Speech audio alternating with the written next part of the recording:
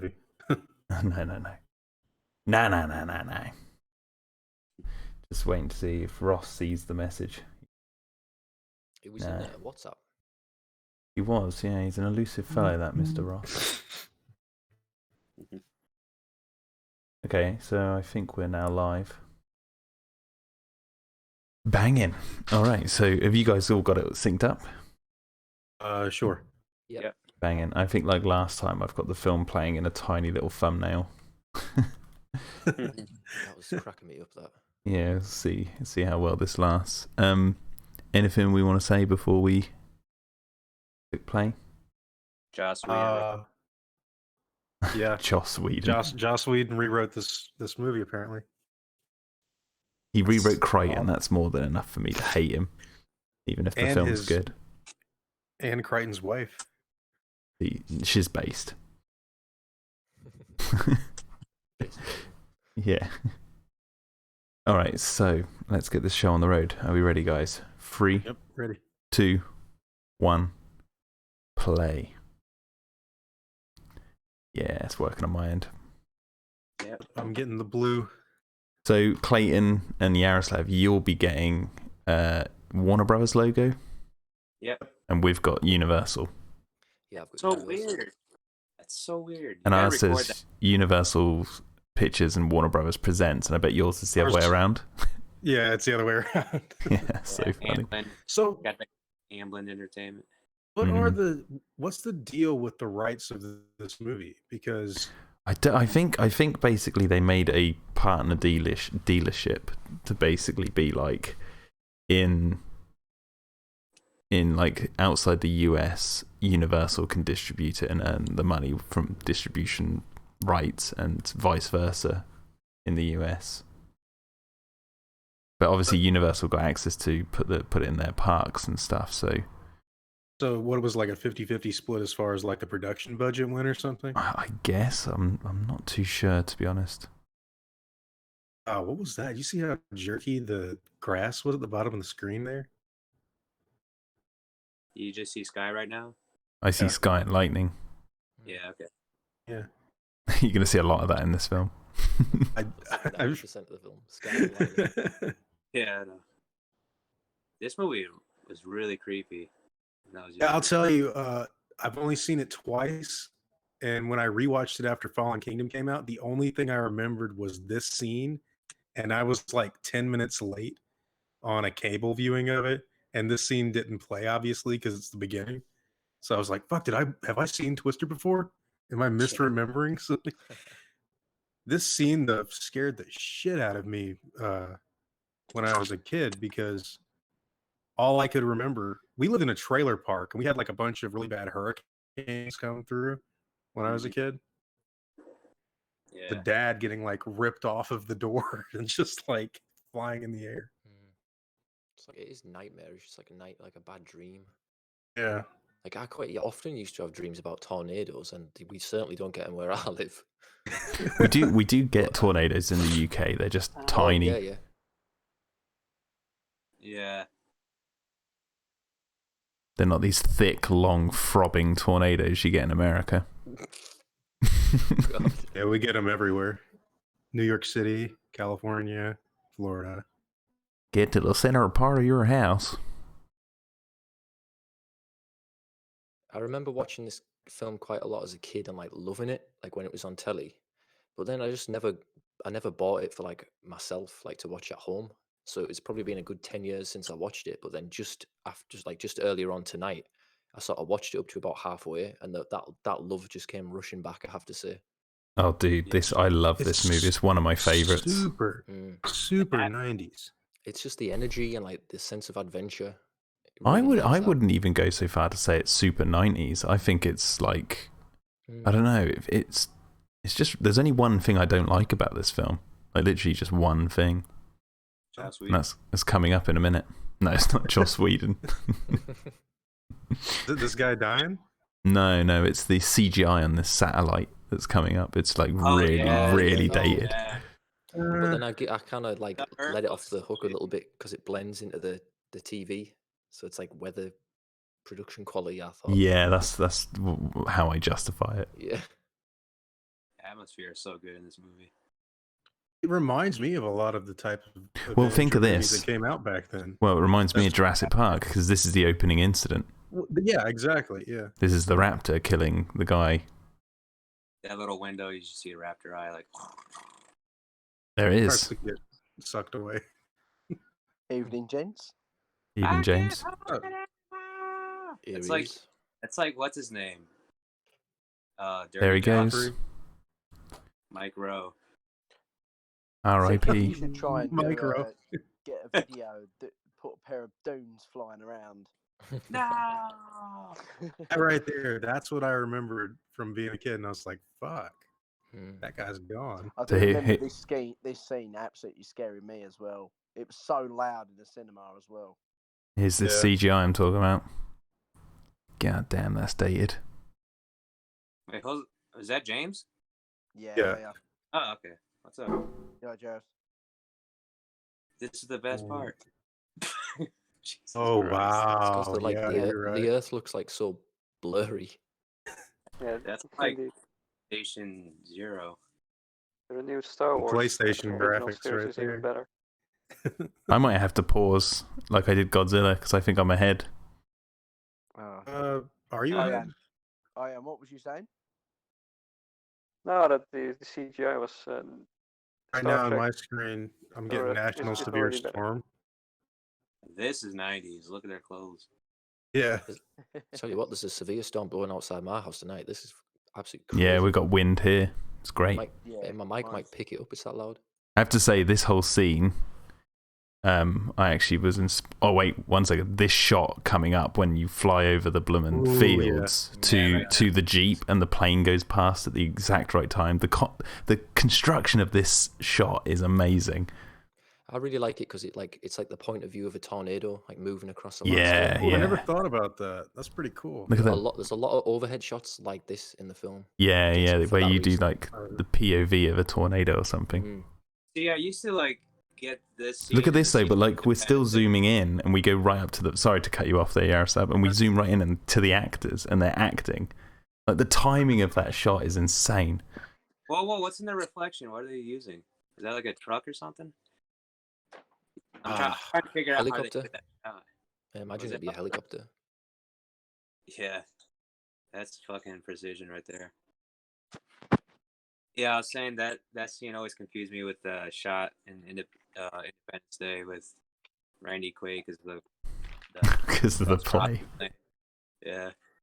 Now here's something that I love about this movie above most of everything else is the characters. Like this group of storm chasers, every single one of them are likable. Yeah. And they're all well defined. It's like the classic like ragtag bunch of like people on an adventure. I always love that. Yeah. Who's the guy in it that's died now? Oh, Philip Seymour Philip. Hoffman. Yeah. That's it. Yeah, he was great. He is great in this movie. So this is the equivalent of Alan's dig site sequence. You know, they're out on the field digging up dinosaurs.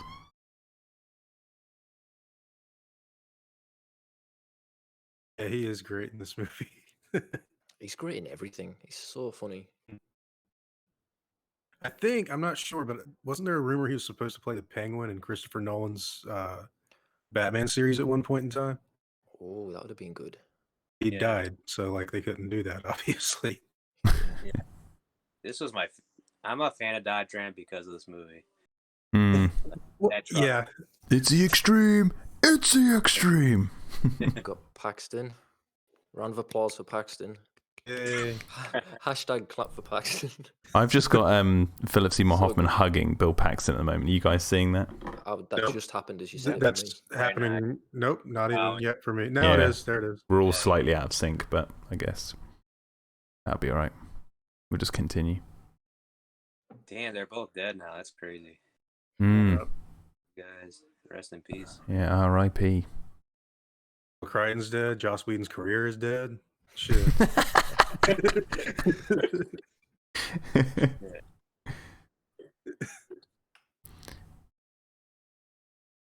Such a Oh, natural.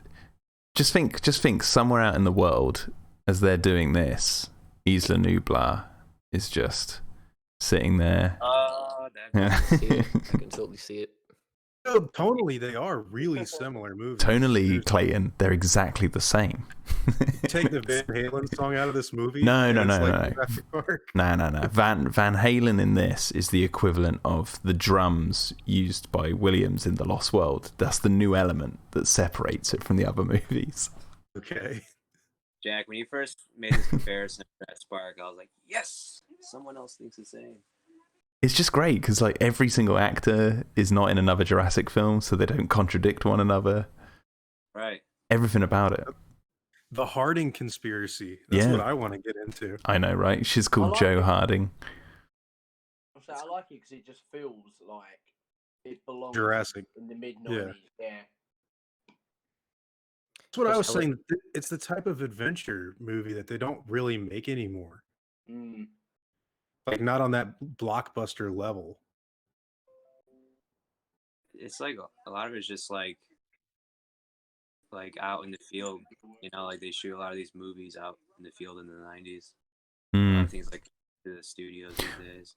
Well, that's the thing. It's like that shot where they were going over the field and the plane came into view and they went all that. That was all in camera. Like that plane wasn't CGI. That was all there. Had to be timed correctly. Like it's madness. I think she might be my favorite character in this entire movie, Joe. I can see her being related like Sarah Harding or something. Mm. I was going to say, yeah, she I said, for Ellie Sattler. Yeah. Oh, that's right. Yeah, she was going to be Ellie Sattler.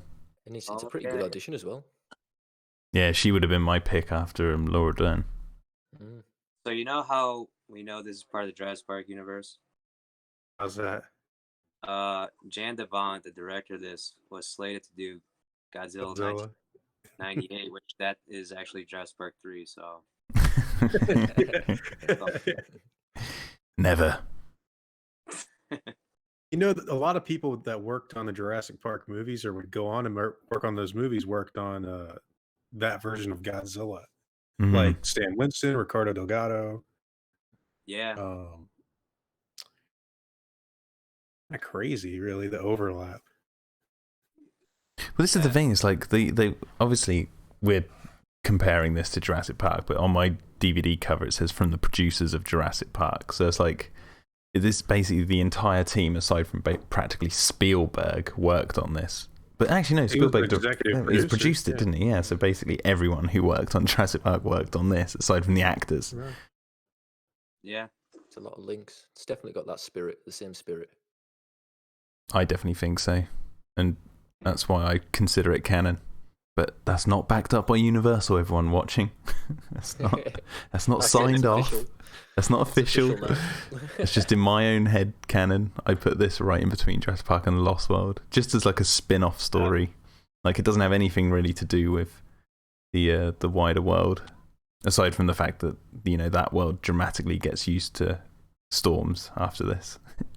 Like maybe CT can Photoshop engine on the Dorothy thing. No, on the villains. The competitor one. Yeah, the villains. Jonas. Would it be InGen or would it be? Oh, sorry, Siki. What were you saying? I was just going to say there's like a line in it that's almost the same word for word from Lost World. When Eddie sees the hunters' technology and he says they've got bigger toys and all that, it's like there's a similar line. Mm. Yeah. Yeah, you got the whole vehicles thing in this, the cool vehicles. You've got the different types of dinosaurs and the different types of tornadoes. Yeah, it's all there. It is.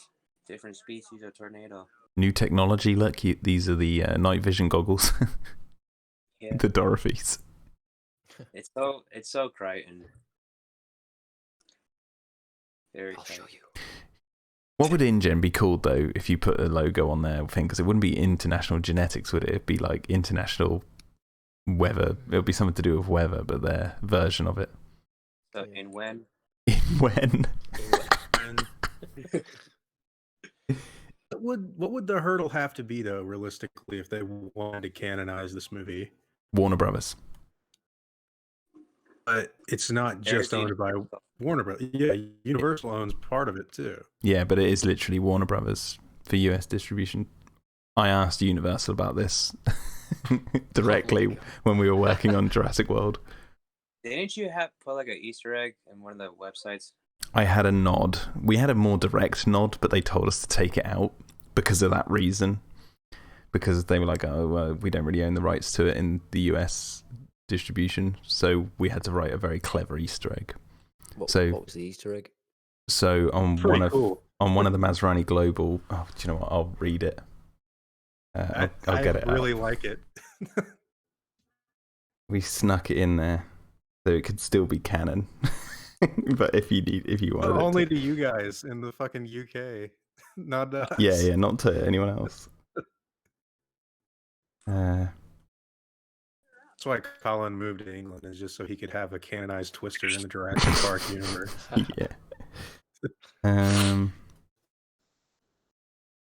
There's a news update on Masrani Global's homepage that says end of an era for Mascom's Glinda. Mascom satellite Glinda will descend to Earth later this week after 15 years of service. The outdated 15 years of service, bear in mind. That takes it back to 1997 or something. The outdated relay equipment will be decommissioned to make way for a newer model satellite. Glinda was launched to interconnect ground teams studying dangerous storm patterns. The project was brought under the Masrani wing after a successful series of experiments, and since then the team behind it have saved thousands of lives by opening up our understanding of the biology of storm patterns. It's like this resulted in the invention of a highly advanced warning system that was state of the art at the time. Glinda won't impact on the ground, Jesse Rosengrant reassures. Its trajectory should put it over the Pacific Ocean, where it will burn up in our upper atmosphere. So there you go. Glinda, obviously being one of the witches from Wizard of Oz. And you've got Dorothy. I mean, it is canon. It is. It's canon. There's the proof. But it's not. But it's not Clayton. Also, both films, Jurassic Park and Twister, have iconic cow scenes. Yeah. They do indeed. Yes, they do indeed. That laptop. Did you see that shit? I have to say, I'm way behind you guys. I absolutely love that yellow truck. Oh, Joe's truck is just, so sexy. Jeep Honcho. Yeah, this movie came out the same year as Independence Day, didn't it? So that was probably the Space Jam. Don't forget that. Space Jam and Dragonheart. Dragonheart. I've got Dragonheart. All good movies. I am the last one. To the stars. To the stars. That part in Dragonheart where Roland Timbo killed someone with a bow and arrow. He was so like. Gotta see it. How many years after Speed was this? When did Speed come out? 93 or 94?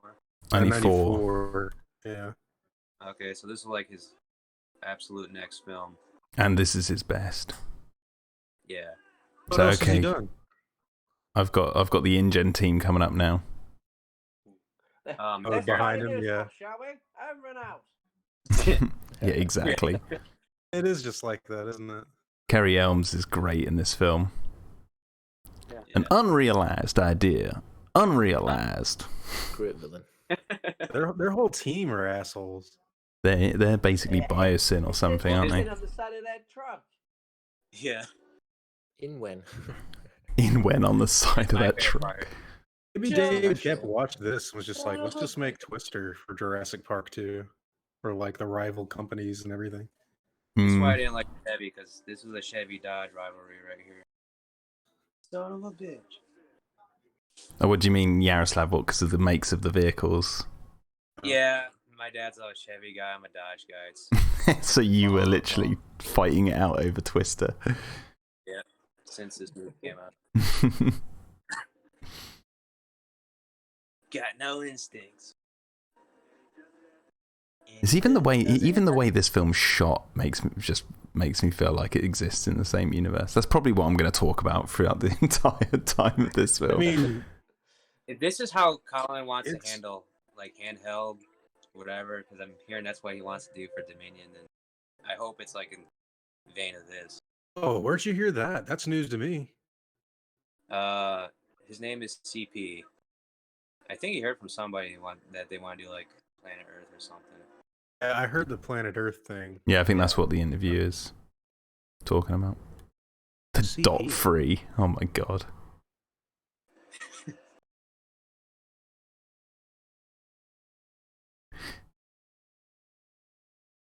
See, have you Still noticed ahead of me. Bill Paxton is like dressed a little bit like Alan Grant? A little bit. He's got his blue shirt on. He's got the blue collar jeans on. Yeah. And Melissa's dressed like Hammond. Yeah. Yeah. Yeah, she's like corporate. She's like Claire almost, and that's Owen. Dot 3 is the answer. I love what the guys say to him. He's like, "They's a sniffing in the dirt it over," and then they're like, someone in the back and goes, "Better than what you sniff." It's just great.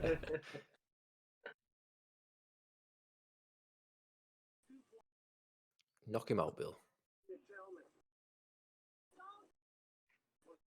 That's right. Helen's coming.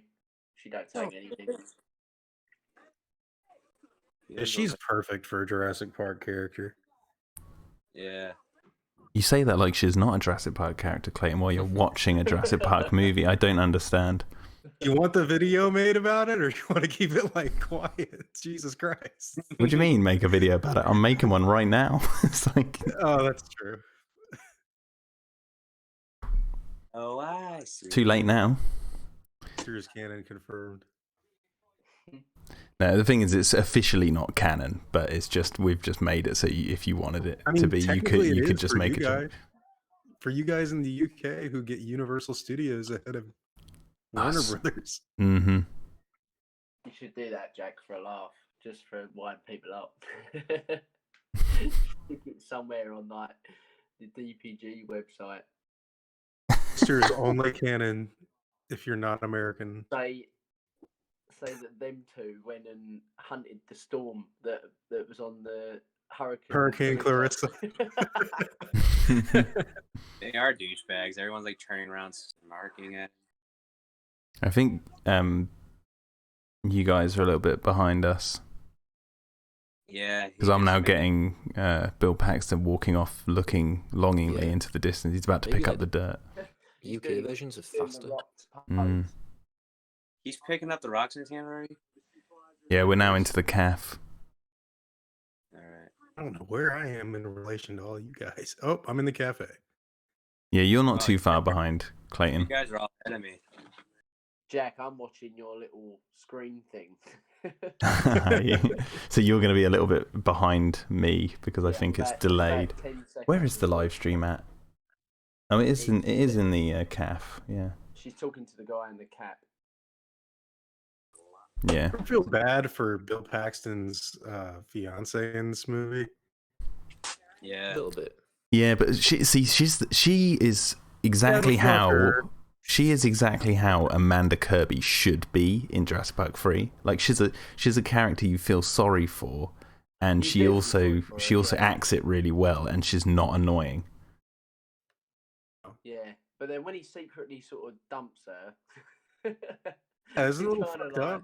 I'd make a contention that he doesn't secretly dump her. He says it loud and clear over the radio so she can hear, but he doesn't know that she's listening. Yeah, if you know what I mean, though. Yeah. Me, Joe, me. Take a look what's in front of you. Well, it's got the divorce subplot, you know. It's got everything Jurassic you're in it. right. You know. Yeah. All he needs is a kid. Hurricane Clarissa right there. She's like Got no kids. I got plenty of dogs in this movie. was it Joe and Bill? You know, they're like Owen and Claire always bickering, and you know they should be together. You're like, come on, guys, Jesus, just get together already, Jesus. Never so clever. This says she seems like she would be down for a freeway. Fuck. I don't know. What the woman behind the counter serving them drinks? Oh, I love this bit. It's going green. Oh man, she's still ahead of me. A payphone in the background. Jesus. What's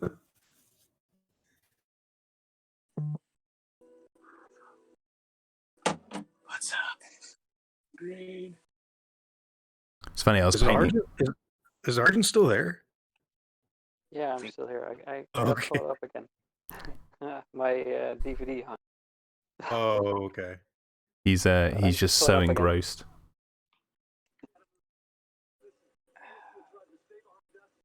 Thanks to the live stream, I could see where we are. This is the best part, in my opinion. Fucking Deep Purple song. Yeah, Deep Purple. Mm. What song is that again? Is it Ricochet?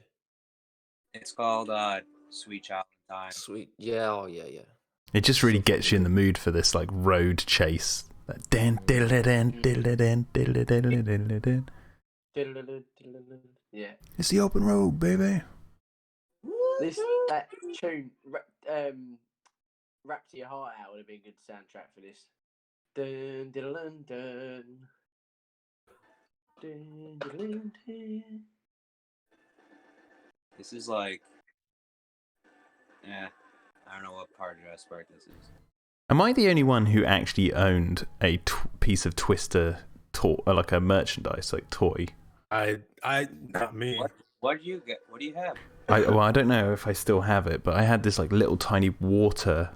It was like a cylinder, and it had a picture of like a field in the background, and it said Twister in the red writing, like the actual logo of the film on the top.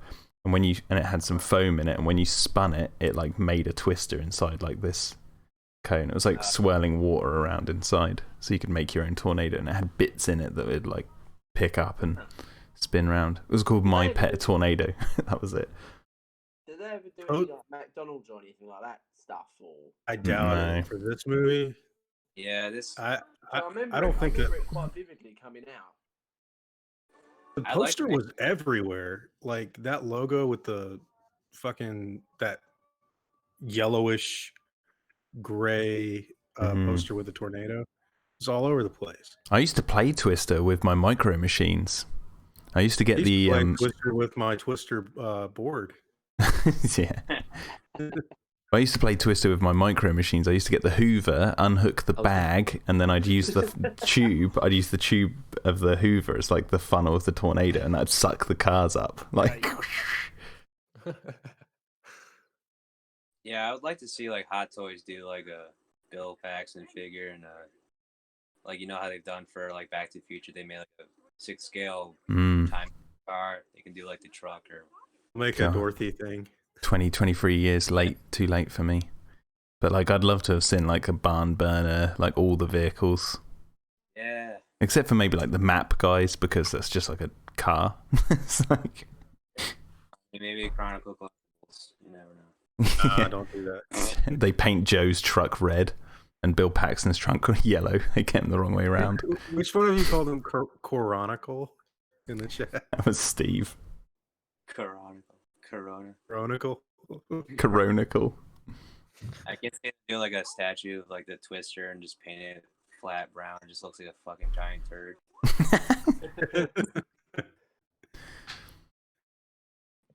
This is good bickering right here. Like Paul and Amanda. Yeah. When that tricyclopods comes and spins you, don't come crying to me. Oh. Yeah. Tricyclopods. I can't believe I missed that part. Can you imagine working on Jurassic Park 3? Like what that must have been like on set. I bet they had a laugh. Yeah, I bet they had fun.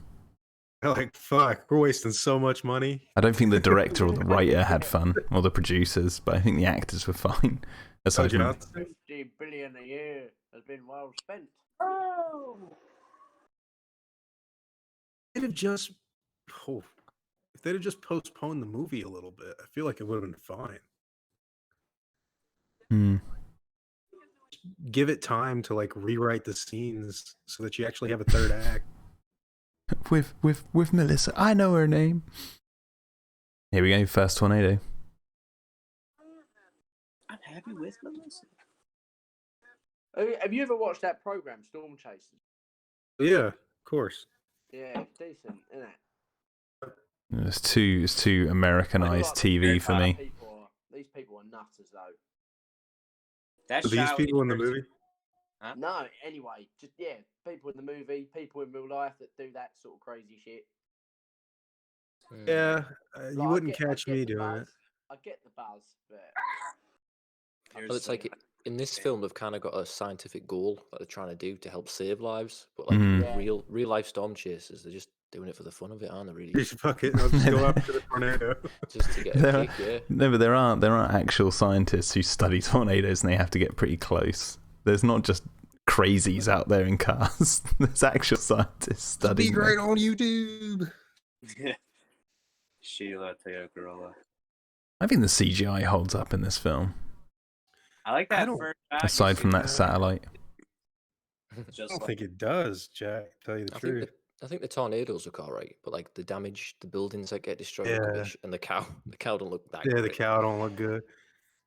I don't know. Neither does the explosion of Jonas's of his truck at the end I of the feel movie. like there's one with a cow that just ends up looking like a gag rather than an effect. Yep. Well, it is a gag, isn't it? It's a. Well, Hmm. yeah, and no, but it's I a think humor. it's just the way it flies past. What does he say in the movie? He's like, we got cows, and there's another one. He's like, no, it's the same one. Something Yeah. like that. This is the cool part. Cracking What part you guys- jokes in a life or death situation. How dare they? What fucking lazy writing. I Kyla. just love the way Devant shoots his like car scenes. I know, it's so good, isn't it? It shits all over Michael Bay. God, look at this shot when Michael it Bay. takes out It's the. like- And I What's love that got they to do with this? Because Michael Bay shoots a lot of cars. Clayton, come on, get with the program. Have you But seen they're all Transformers? CGI. Yeah, exactly.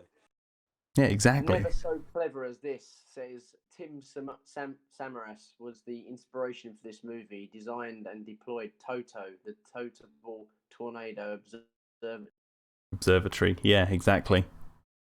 which I didn't know, which I thought was a nice. That's crazy. What part are you guys at right now? They've just saw the smashed. barn get destroyed. Oh, I'm at the bit they've just reached the bridge. Yeah, they just got out the car. Sorry, I'm right between Stuck both. under of the you. bridge. Damn it! Hold on a minute. Let me fast forward. Do the brakes just not work? Like, is that the problem here? No, I think he deliberately slammed. Like- Oh no, yeah, Yeah, no, like- he did say the brakes weren't working. Deliberately just ripped his car off. See, this is the thing. When I rewatched this movie in 2018, you know, they survived this obviously, and I was like, well, hold on a minute. This is fucking crazy Yeah. because the truck moves and everything, you know. But you gotta like, I think it's it's something to do with the updraft because they're under that bridge. They're okay. I'm not criticizing it. I'm acknowledging the insanity of the scene, and like, Well, her crawling to It's- it, it's like, all right. you don't really think back to like the first Jurassic Park, like where Timmy is in a car and the car gets like thrown Yeah. over the thing and like into a tree. Like, that's fucking crazy too, but it's weird. I don't know if it's something to do with like how many times you watch something when you're a kid and whether or not you just accept it, or No, I think mean, I think this it's works. fucking pulling the boards up. They're nailed down. That's Yeah. the Yeah, but I can imagine it being like you say, some kind of downdraft. Yeah, I like, think it's something to do pressure's, with like, that. Like hitting the sides of the bridge. I or don't something. think filmmakers who make a film about tornado would forget that. Mm. no, like They- again, they I'm not advise you complaining. to I'm just go on. saying. Where's my truck? I remember that from the trailer when this was out in cinemas. That part in. There it is. See, so Oh, I got a Oh, question. no. I got a Okay. question for those of you who saw The Lost World in theaters, Yep, go on. because I wasn't allowed to see it. And out of Oh. curiosity, I've heard Clayton, Heard you're people breaking say up a that- lot. Oh, Yeah, can go you on. can you hear me? Yeah. Okay, I've heard people say that there were strobe lights installed in the theaters for The Lost World, I'll cross like your whenever a arse, I lightning remember that. flash went up. Whoa. that probably Yeah. depends. I don't remember that. Yeah, no, do I. I do. Well, apparently, like it's on IMDb. They claim that strobe lights were installed for every time a lightning like flashes in the movie, but that never happens. So they didn't know when to do it, so they just put them off at random times. Is there ever in Hammond's bedroom? Yeah, Wait, is there fucking no? There's no lightning. lightning flashes in the Lost World. No, There is. was in the trailers, but there's not a lot in the movie itself. All right. Like, I can only remember No, when but they see in the I do air. believe at the time there were a lot of movies that had the warnings for stroboscopic lighting. So I think that was. do you remember that, Arjun? Do you remember that in Yeah, the I do theater? remember the warnings. I'm not sure for the Lost Oh, World, wow. but I do remember the warnings at the time. Loser, move for certain on. movies. Yeah. At least me and my sister say that shit. Yeah, I used to say that all the time. I love this character exchange when she's like, "What's the liability on that truck?" She's like, "Liability only." And she's like, "That's a nice truck," and he's like, "No way." It's like, love this bit. Although one criticism is that they do that hard cut joke twice. There's the second time it's a bit like Wait, when's the second time? when she says we're not going to see my Aunt Meg, and then it cuts to the Aunt Meg's house. Oh, yeah. Oh. Like this one is good when it cuts to them with it in the truck, but I think the second time it's like, oh, you're doing that again. I think 3 times it would have been too much, but Yeah. twice I Funny, can huh? handle. By the way, in the chat, James Thompson says there is another universe somewhere where Twister is a never-ending franchise that eventually went to direct-to-DVD sequels. No. Well, what would you make a sequel about though? Like it's kind of They go to Isla Sorna. well, there you go. Hurricane Clarissa. Yeah. Like me. The thing is, there was a sort of quasi sequel to this called Night of the Twisters, where I think someone made Oh, a it was film. rip-off. Yeah, That it was a wasn't that rip-off, but I think it was meant to be, like, the people who made it were, like, envisioning that it was in the same universe. But obviously they never signed off with any big studio for it. Kind of like the Italian Alien 2. I want to see that so bad. You really don't. It's so boring. I don't care. I still want to see it. See, look at this. We've got another flyover shot now, where we went from the main characters' Really? cars over to the villains. The music here gives me goosebumps. Oh, I know, it's Still so up to good. Scale, hasn't it? This is a good Wide soundtrack. open fields. Mm. The looking graphics, another Jurassic Park connection. Yeah, and there's 7-Up logo that keeps making a cameo Me?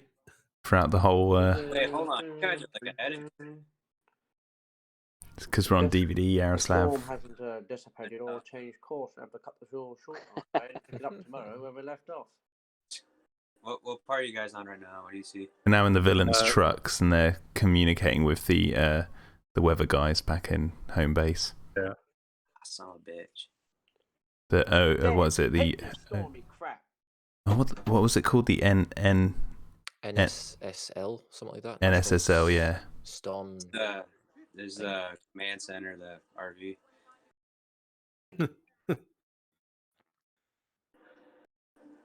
Up and running in less than a month.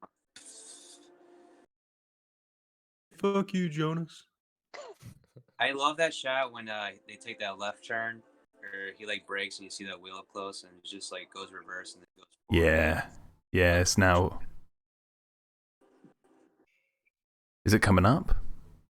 I'm ahead of myself, but no, I haven't seen it yet. It's coming up now, yeah, but I didn't see it yet. When he like slams on the brakes. Yeah. This shot is awesome with the wheel in the right-hand side of the screen. Yeah. That's like that always reminds me of like Eddie Carr in the trailer when he close up shots. Eddie Carr feels like someone who would be affiliated with these, maybe not joining them on this fucking wild chase, but He designed the definitely Dot supplying 3. equipment. Well, he didn't design it. He built it with them as a paycheck. There's a 7-Up logo Lost again. World question. In the book, there's like a big extensive thing about how the Swiss created the Lindstrat air rifles. Oh, yeah. Now they're in the movie, but they're kind of not in the movie. Like they have them, but we don't see them ever get fired or anything. So, curiosity, is there any like other canon material about that? I have no idea. You know what though? Hmm. I'd love to see like one of these things in real life, though. Imagine how amazing that is. It's scary, but A how amazing tornado? it is to see. Yeah, I've always wanted to see one in real life, like a proper big Oof. one from a distance. Yeah. Shove it together and go to Kansas. Tennessee. Yeah, or Kansas. Mm. Do a group. One came through Tornado. one came through a pretty close city to where I live about 10 years ago. Fucked up these trees that were like 40 feet tall, like ripped them in half and shit. Like Shit. devastated a few homes. What's so crazy is it came through and only was there for like maybe I want to say like 15 minutes, and it only hit like a half-mile radius and was just fucking gone. That's Like insane. everywhere else was untouched. It's fucking wild, man. The finger of God. Missed this house, missed that house. It came straight for you. Makes you wonder. It's like, fuck, what did you do wrong? All these other houses are untouched, but yours is fucked. Yeah. The thing I didn't like in this movie is like you see like the overcast shot, and then there's like some in cabin shots, and you see cars just casually driving by, like they just Yeah. it's all like Well, they tend to add in like a horn going beep beep beep beep beep like that to like try and give you the impression that like people are telling them to leave. I love this soundtrack right here. I'm gonna say this now. I think the cow CGI. I haven't seen it yet, but I think the cow CGI is fine. Doesn't bother me. You might want to think about that when you see it again. I have said I've watched this film all the time, Mr. Clayton. I've watched it twice in my life. Well, hey, I think I have, that means I have a more clear understanding of like old versus new. Look, I'm blinded by nostalgia, Clayton. Just let me love what I love. Let's wait for these cows, Jack. That tornado. Cow, one cow. Okay, well, it comes by twice. I think it looks fine. Like, is what I said. Not greatest CGI ever. I think it looks fine. The water spout. Yeah, it looks good. I'm seeing it now. Cow. It's like Xena Warrior Princess. I'm seeing the cow now. It's not on screen long enough to really pay any attention. Coming back. Just you wait, Jack. I've seen it. It's been and gone on my end. There's an X-Files nod in this right there. Oh, there is? When the tornadoes cross, they make an X. Is that, really? Is that the X-Files nod, is it? No. I want to believe, though, Yaroslav, that is. Mulder and Scully just drive by it. There's the same cow. Poor fucking cow. Yeah, it doesn't look terrible, but it doesn't look good either. There you go. You see, that it doesn't look terrible. You heard it here first. That's it. I mean, it looks better than the monkey thing in Lost in Space, but not. It definitely looks better than the cow in Kung Pao. I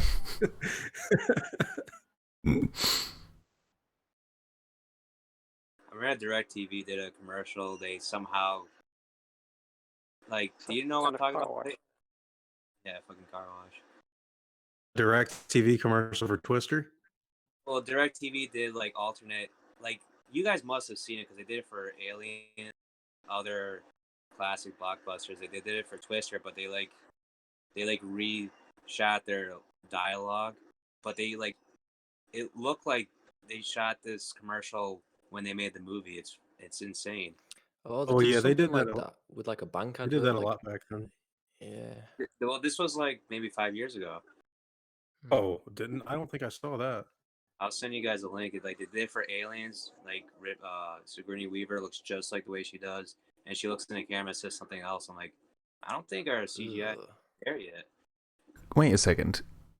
What other films has Bill Paxton done where he's the actual lead of the movie? Well, he's a co-lead in Tombstone. He's kind of a lead in Titanic. Yeah. In Titanic, he's not a lead. Yeah, but I mean, he leads the bit. He's in the film for like 10 minutes. When it came out. This is the best part coming up. Yeah, food. Food. I get hungry every time I see that. I used to yell this at Mum when I was a kid. I used to try and do that hand thing with my sister, but she didn't understand the reference. I was like, what the fuck are you doing? Like, dude. These people look so fucking 90s. No, man. That's especially Ferris Bueller's fucking best friend right there. There's one guy in this group who really, really looks like Jake Gyllenhaal if he had a receding hairline and like curly hair. Talking about that guy with the backwards hat. There's Jerry Harding. No, not the one with the backwards hat. I'll be able to point him out. All right. I honestly don't remember names, so. It's really funny because this film really gets to me because oh god, I've forgotten her name. The old lady. What's her name? Meg, that's it. My friend Luke, his mum, like just everything about her reminds me of his mum, and we'd go around there, me and my mates, and it'd be just exactly like this. So Meg just really reminds me of her. Nice. You call her Meg. There he is, the guy who says I want to be struck by lightning. That's Jake Gyllenhaal with a receding hairline and curly hair. Really? I gotta look closer.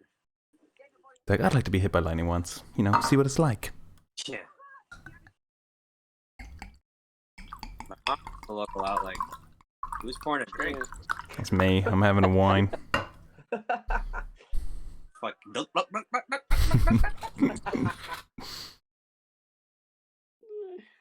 He's got the Taz hat. I remember that was as bad as my carrot cutting. Yeah. Snipping those carrots. The original tagline they had on the poster for this movie was something like Twister, it sucks. Because like a tornadoes suck like everything up. Oh, but they had to change it because they were afraid that people were going to watch the movie. The critics, if they didn't like it, they're going to be like, yeah, Twister sucks. Yeah. But luckily for them, there's not one living critic who said that. Is there? Oh, Jack took him out. One living. All right, guys, I'm gonna go eat. Okay. Nah, I'm just kidding. This food's making me hungry. Oh. Yeah. Weird. Like, film criticism didn't really used to affect movies back then, because I looked at the ratings for this. It's like extremely mixed. Really? How can you? What? I don't get why anyone would even. It's one of those popular movies at the time. This is proof that time heals everything, because I think things just age better over time. Well, it's also the thing is like same thing happened to Ghost in the Darkness, by the way. This is the thing. It's like I can understand people watch this movie and they're like, yeah, okay, it's fine, or people really like this movie, but I can't see how you can watch this and absolutely hate it. Like what is there in this? That guy, Mr. Sunday Movies, thinks this movie's terrible. How? Who? The guy on YouTube, the Mr. Sunday Where Movies does he live? channel. Yeah, who is he? What's his name? Do you have his blood type? But I can see one flaw with it that I'll probably agree with is that the movie has a lot of characters, but only a handful of them are like clearly defined, kind of in a similar way to The Lost World. Like, yeah, there's Carter, there's Dieter, there's Burke, and Veterinarian Man with the field guide, but like only Roland Timbo is like, well, I say Dieter too, but like Ajay, for example. Like all these other characters are kind of like Ajay and Carter. See, I would argue. I don't care. I would disagree. I would say the characters in really? The Lost World are more like extras, but the characters in this, at least on the good guys team, are very, very individual and realized in like a packet of crayons. Yeah. I agree with that. One thing I could agree with is that they're just kind of like there, though. Like I can't name. I've only seen this movie twice. This is the third time now. I can't name all their names. I can't name their names because I forget. There's so many movies I watch, but I can tell you what their personalities are like. This whole scene, it makes it. It feels very real, don't it? Yes, completely. Yeah. Like they all know each other properly. I love this joke. That's what I like about it. It's got the same sort of like feeling that they all know each other that like Predator and Aliens have with their Marines. Yeah. It's like that they've got that chemistry down to a T. See, there's another bit. He holding Put that fishing pole? fucking kazoo down, James. He is holding a fishing pole. Is there anything bigger than an F5? I know it's a stupid question. No. Like an F, what, like an F fucking And it's F20? called, and they've got a different name now. This is, Well, this is like the change of the WWF to it's the the Vegeta WWE. scale is what F means. It's EF now. What Oh, scale? Did you yeah. say the Vegeta scale? It's called the Vegeta scale. That's what the F stands Vegeta? for. Fangita scale. Vegeta. It's the F-U-J... Vegeta, like Dragon Ball Z. F-U-J-I-T-A scale. Vegeta? But now it's F. It's called EF now. Yeah. The What's the E stand enhanced. for? It's called Oh. enhanced Vegeta scale Right. because that Twister's takes outdated. in because it takes into account 28 different damage indicators. Fucking hell. You know what's a little weird about this scene?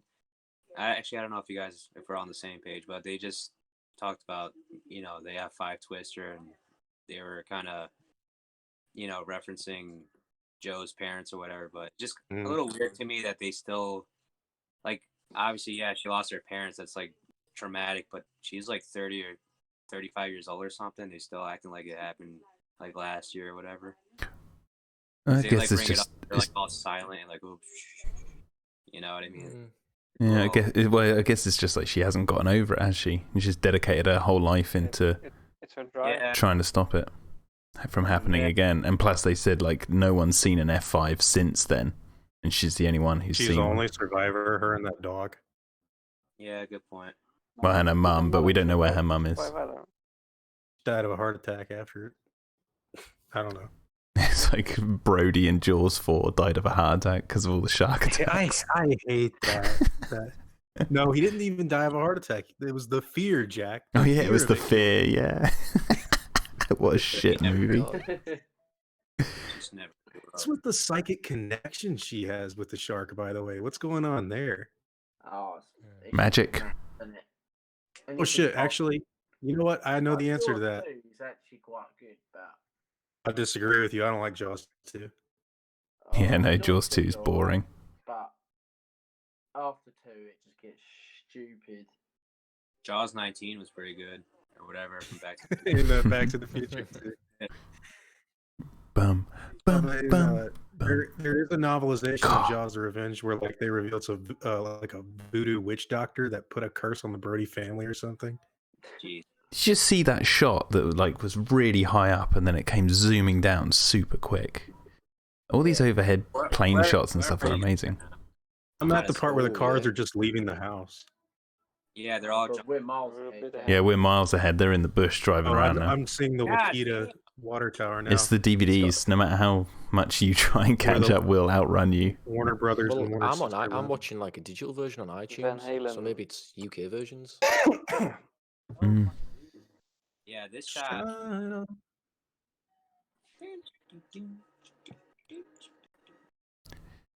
Bill's now clipping a radio to Joe in a very awkward, too close for comfort. So it's not base camp. Yeah, it's the Humvee and the motorbike flying over. I just love you can feel the actual like energy of this group, how much they love what they do. Yeah. What if they made like a short film that takes place after Twister where they're all like screaming and listening to rock music, like going into a fucking storm, and then all of a sudden all their cars get picked up and fucked up by the tornado?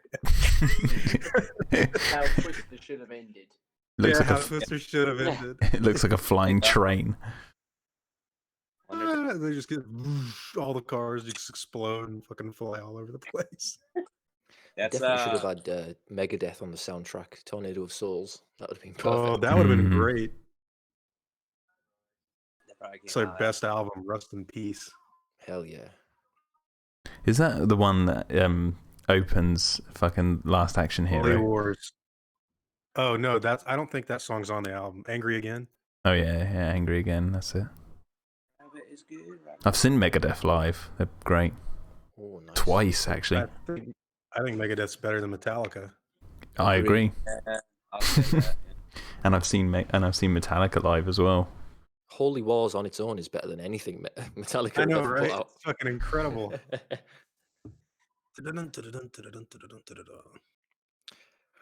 Yeah. Just had the best stunt drivers in this movie. See, Can you this imagine is any of these characters interacting with dinosaurs, though? Like, what would their reaction be?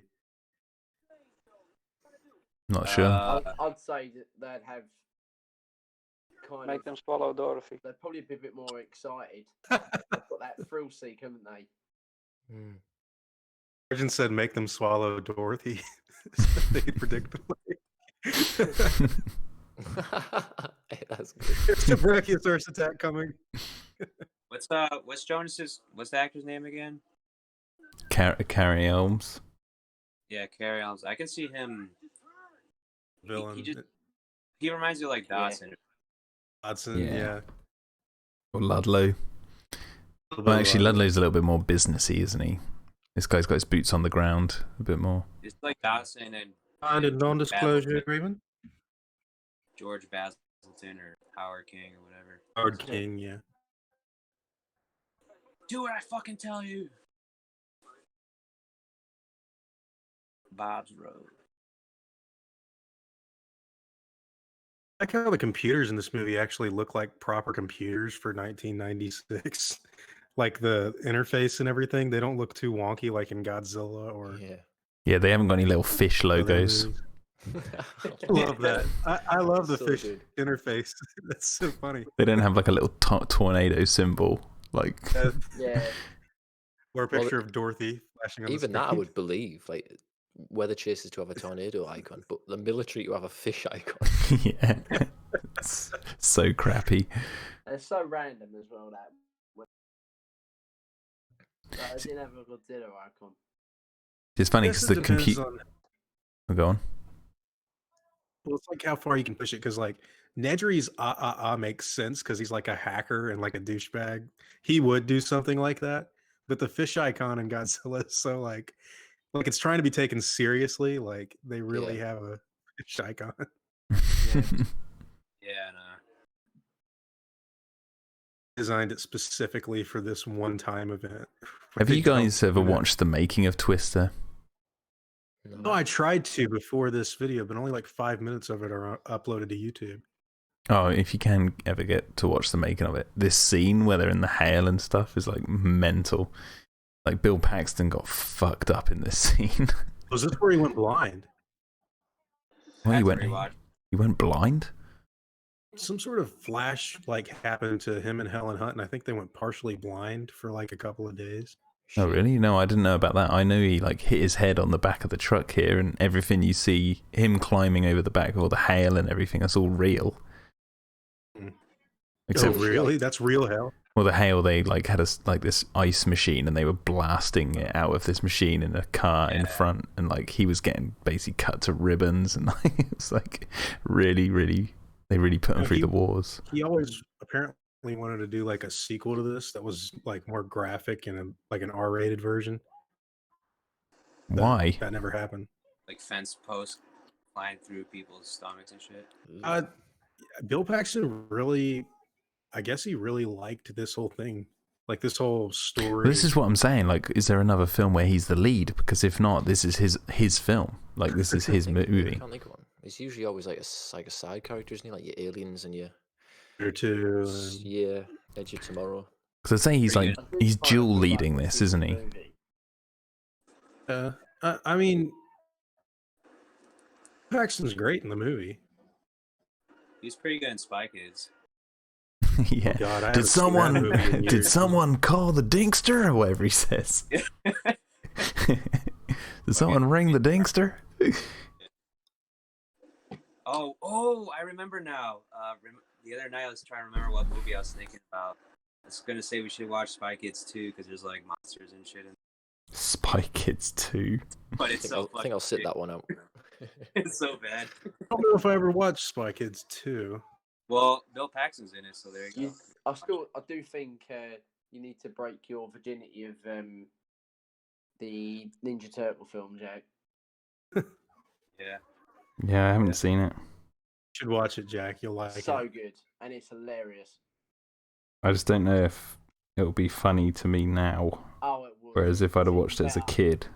It's even better now. Oh, well, it's better now than it was when you was a kid. Where Raphael walks out of the theater in his fucking trench coat and he sees the poster. He Yeah. like turns it. He was watching Critters. He's like, "Where did they come up with this stuff?" Like starts walking. This big ass fucking turtle wearing a trench coat and a hat. The only thing I've seen from that movie is like screen grabs where the turtles are talking, and inside the mouths you can see like the actors inside the suits like teeth, Okay. and it looks really fucked up. Wait, you've never seen the movie either? No, I've never Oh. seen it.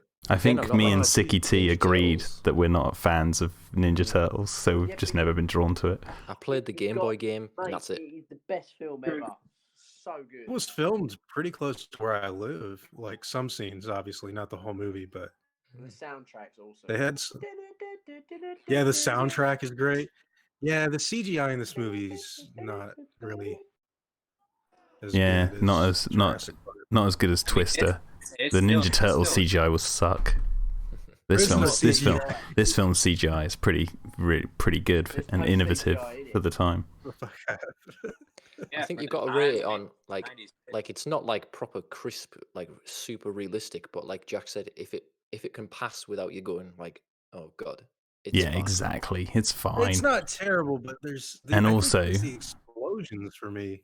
And also the this was really innovative because wind effects weren't exactly a thing Oh, really until this film. Pioneer.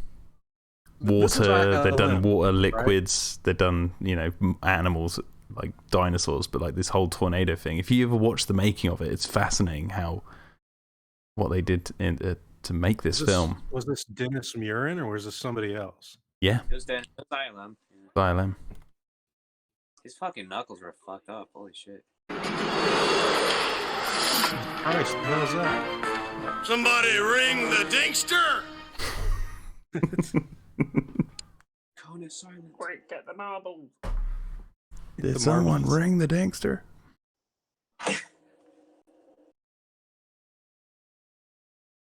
I keep having to fast forward. So this, people when I find was a too. kid, and even to this day, to an extent, this is my least favorite scene in the film. Is this whole, They're you know. picking up the little balls. Well, I get it, and it's good character stuff, and I feel for the characters, and I don't hate it, but like I was always like, oh god, it's the scene where they're like going to be arguing in the rain, Emotional. and I it's really like it. emotional. Which I I know like it's it too. super well I think it acted, worked. but Quite but impactful. but this is the reason why it's on the lower end for me. It's Oh, because you're the wrong, scene Jack. because the scene right after this is one of the greatest scenes in the film. Is that the drive-in scene? Yeah, it goes from Okay, this. You're wrong about Bill Paxton, this being his only lead movie. Oh no, I because didn't say I'll it tell you- was. I was questioning whether it was. Okay, well, a movie I watched a lot more than this back in the day was another movie he was a lead in, and it came out like right after this.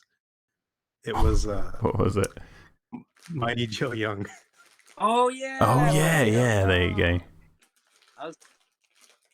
We should review that movie. Pretty good It's gonna be movie. great. Yeah, I loved that remake of Mighty Joe Young. There's some hokey effects in that film. I'm sure there are, but That's a like big back fucking then, gorilla. Yeah, Rick Baker did that. There's some great CGI shots in that film though as well. Yeah. that was a big deal when it came out. I have to say though, it's got nothing on the 1940s version. Jesus Christ, that film's a Oh, that's great, masterpiece. yeah. I haven't seen it.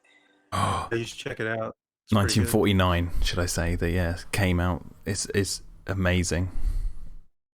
Right after the war finished. Smack Mighty Joe Young. That 7-Up logo keeps popping up. Product placement. Did they have like Silicon art- Graphics computers, man. What was that, That's Yaroslav? important. Yeah, like, Did Yeah, Yaroslav you still just there, say something? Yaroslav? Yeah. Can you hear me? Yeah, you we just can said now. something, but you cut out. No, I just asked if 7-Up was like sponsoring this movie or anything. No, it's just the storm. The storm computers always keep showing this green, red, and white thing, and it looks like the 7-Up logo. shittiest movie. It's Well, shot it should the have shit sponsored out of it, and they could have had like Ah, seven up, and it driving gets theatre sucked now, up isn't it? into a tornado. Yeah, exactly. 7 up and away. This is our Jurassic foreshadow in canon. Oh, you know what? That Yeah. might be why Colin Trevorrow did the whole drive-in thing for the new movie. The That what thing? foreshadow. What's going on? Don't know what you Spoilers. guys are talking about. Oh, Oh. he needs to put Twister in Dominion. Have the drive-through movie be Twister while they're watching. The That would be Shining. awesome. That'd be great. That would be it. Oh no, but that'd be a continuity error. I already said it's going to be the How thing, can there be a Yeah, movie you're of right. Twister Yeah. happen? Yeah, it can't happen. Never It's mind. impossible. And what That was the other one? happened, though, I would laugh. It's that '80s movie I've never seen, but that's The in there Shining. too. No, in Jurassic World Dominion, they're The showing Thing. John Carpenter's Thing, but then they're Oh. showing something else. I can't remember what the other one was. Yeah, I don't remember it either. I've never Spoilers, seen it. guys. Come on, jeez. We're just kidding. Yeah, I know. Nothing we just said made sense. Say an '80s I don't know, movie Jack. That whole argument and then this, it feels like a real life like tension. You know. I don't think you know. guys have taken what I said from the wrong foot. I said it was my least favourite scene. It didn't mean I hate it. It just means it's the lower end scene in the film for me. But it is Because this is one of the best. Video on that TV. That's like, what is your least Are they favourite watching scene in TV Jurassic at dinner Park? hall? There you go. That's a good way of putting it. You love Jurassic Park, but what's your least favourite scene in it? There's got to be The one at fact the that bottom. they didn't include the scene of Ellie grabbing that leaf. Yeah. Yeah. It'd be really easy to edit that back in. Now we've got that 4K footage. Now she's gonna sign a divorce paper. See, you got the divorce subplot, as I said, yeah. It's Jurassic Park. Yeah. And look at the lamps all on. Oh, where's that This does feel like butler? a legitimate relationship, though, in real life, which most movies don't feel like at all. I have to say, Oh. though, I Especially- I think I'd go with Melissa, to be honest. Stay away from Joe with the daddy issues. Yeah. Something else that bothers me about this scene, though, is the continuity of the Shining footage, because it seems to like jump I noticed that too. a lot. Yeah, it's like half the film Watched it disappears in a matter of Shining minutes. really quickly. Well, I think it's meant to be like it's set over a course of like a couple of hours, this scene, but obviously that's quite hard to really see when you're watching it in like a 10-minute stint. So here's the equivalent of the impact tremors. The TVs go. Yeah. It's Yeah, the it's it's the like impact that. tremors. The TV keeps cutting out and coming in. Can you feel that? Something's coming. Yeah, do you feel that? I'm fairly alarmed here. That's what it is. Pretty alarmed here. You think Tremors could fit in the Jurassic Park universe, or is that a bridge too far? Ariana Richards breaks Oh, it. that's all right. That's my only About the stint, whole- by the way. If they ever repeat What- actors or something in a different role, then I'm going to be like, nah, shit. But Wait a minute now. Did they ever explain where the graboids come from? Or is that just like, I don't know about sequels, but they never do in the original. just kind of show up, right? Hmm Which is cool. Could be something out of an InGen lab. The Grebna dude. Yeah, the Grebna do. The fucking franchise dodged a bullet with that thing. Yeah, it's so weird. Like all these ideas that they've had for Jurassic. Wait, what's it? Imagine what we don't know. I know, right? The Grebna do came out of nowhere, and then you see that Right. thing, and you're like, fuck, that was going to be a legit thing. Oh my god. Was a legit thing at the theme park. Well, Like, yeah, I it asked was. the guy that made it. I was like, so what was your Well, it was a legit like thing. what yeah. did they Oh, what did they tell you to do? I thought this scene was quite good in the Universal Studios. I never got to experience that because I think they took Yeah, it me down. neither. Really, that's really good. Yeah, they got rid of the Twister experience, I think. Oh no, they literally used this set, I feel so Oh. bad for home movie That and everything. Sorry. that's Oh, good so CG. Yeah, that's good. Jack Torrance getting like taken apart. Oh, I'm not Oh, even to that bit yeah. yet. You've zoomed ahead of us now, What is Yaroslav. going on? No, I didn't say that. I'm at the sign. The Isn't it right tornado when he says? comes up. Everyone's Oh, here you going. go. Yeah, Jack Torrance has been ripped I'm up at the now. part where she's telling him to get underground. It's the right way he says he's Johnny, isn't it? Yeah. So good. Here's Johnny. Yeah, this is a good set piece. So this is the F5, isn't it? This is meant to be the F5 has arrived, and it builds. What a bad day, wherever the hell they are. Tornadoes are serious business. Well, there's a line of dialogue right at the beginning of the film where they said they're going to have a series of storms, one right after the other. Yeah, it's And that's actually based on a real life event that happened. The Well, Ghost in the Darkness. It just had tornado after tornado after tornado in various sizes. So Jack, you're pretty much saying that this is the same tornado that to the F5 at the end of the film. It's the same one. They say it is. Oh, I never caught that. Because I think it's after they rescue Meg. Dusty comes up to him and says like NSL's predicting it's evolved into an F5 or something. He says something about that. Oh. Damn. Unless this is meant to be like an F4 or something. Yeah, I think so. I swear there's a line of dialogue. Maybe I'll get the subtitles up to see. But I swear he says NSL's now predicting it's an F5 or something like that. Doesn't a piece of like metal come through and cut one of the dude's heads? Oh yeah. Oh yeah, it's Preacher in it. I got it. I always found this scene as like watching Twister the Ride because there's just so much going on like that comes in after them. Like the car comes in, the arrow comes in. Dude, did any of you guys in the UK ever have tornado drills when you were in school? No. We don't have tornadoes. Well, we do. Well, we do have tornadoes, but they're right? tiny. I don't think we ever did really. So it's just me, huh? I mean, we've had a couple tornadoes up in Connecticut, but I think you guys are more prone to having them regularly. Yeah, we had to they would have a special drill, like a fire alarm, for like a tornado drill, where you had to get like huddled down, like they're doing right now in this movie. Yeah, that's great. Yeah, we do get tornadoes in the UK, but they're absolutely minuscule, and the only thing they're really going to do is take tiles off your roof and stuff. Nothing. I don't think they touch the ground.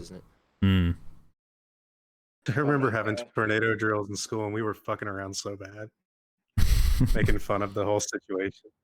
Like, fuck you, Johnny, you're gonna get sucked away. That's funny. The guy who just got his head cut is called Preacher. I didn't know that. Fucking truck fell on the little what do they call that pit there twice. Poor woman. It's been put through hell. I know. This is the last straw. Literally, like, how many tornado encounters has it been for her? Like 3 or 4? Many. Yeah. For a lifetime. Yeah.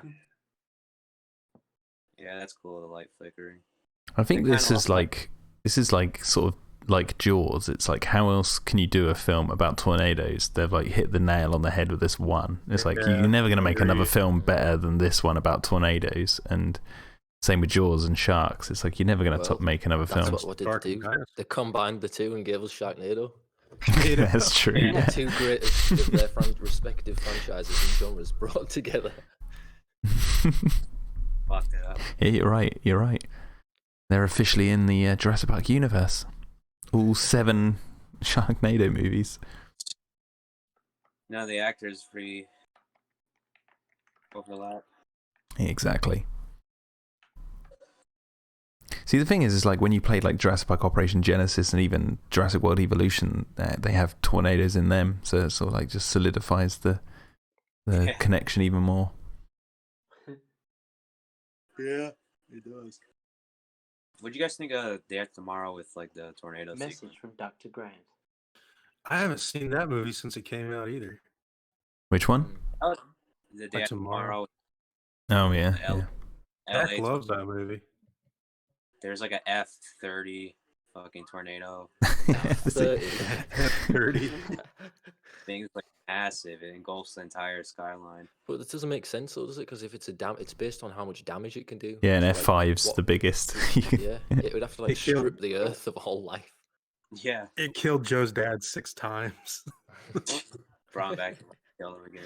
It would have to like rip the ground apart and pour and suck lava out of the Earth's core. That's what it'd have to do to become anything. Oh, that's a movie we should do a commentary on. The Core.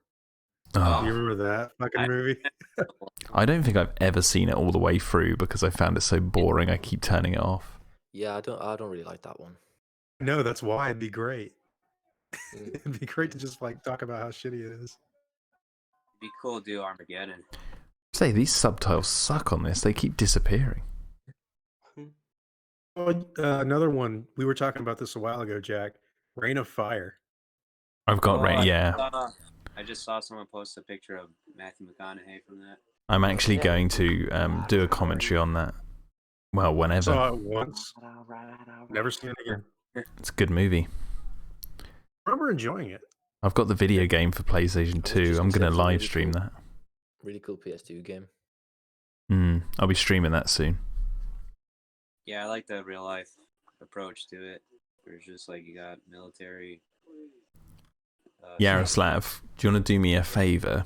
Do you want to put subtitles on your end so you can see if after they rescue Meg what he says? Because I want to confirm that what I've been saying is even right or wrong.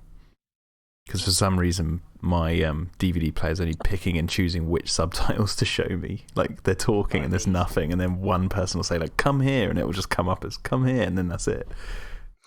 So Yeah, I don't know how good mine's gonna be, but I'll try. What part? Subtitles on as well. Oh, okay, you've all same got here. something. Okay, so yeah, just confirm like what he says about the tornado at the end of this scene. Look at this set as well. This whole Wakita set has just been like. Holy shit, you guys are ahead. I'm at the where they're still talking. Alright, I just got to the Wakita sign and the truck's pulling up. This I think set I'm is online. huge. If you watch the making of it, they actually had to like destroy an entire town. Yeah, did they shoot this on Universal Backlot? No, I believe they actually built it out in the middle of like because they filmed all this out in the middle of actual Tornado Valley, didn't they? I don't. Because I think is Wakita a fictional town, isn't it? Not a real place. Can you imagine that happening though in real life? Like literally, in like the space of 20 seconds, a tornado just ripping Fucking through scary. your street and destroying your. Well, It's mad, isn't it? here's the Like, thing, what- though. Here's the thing, and you guys who are American might be able to answer this. Why the fuck would you build your house out of wood? Oh, dude.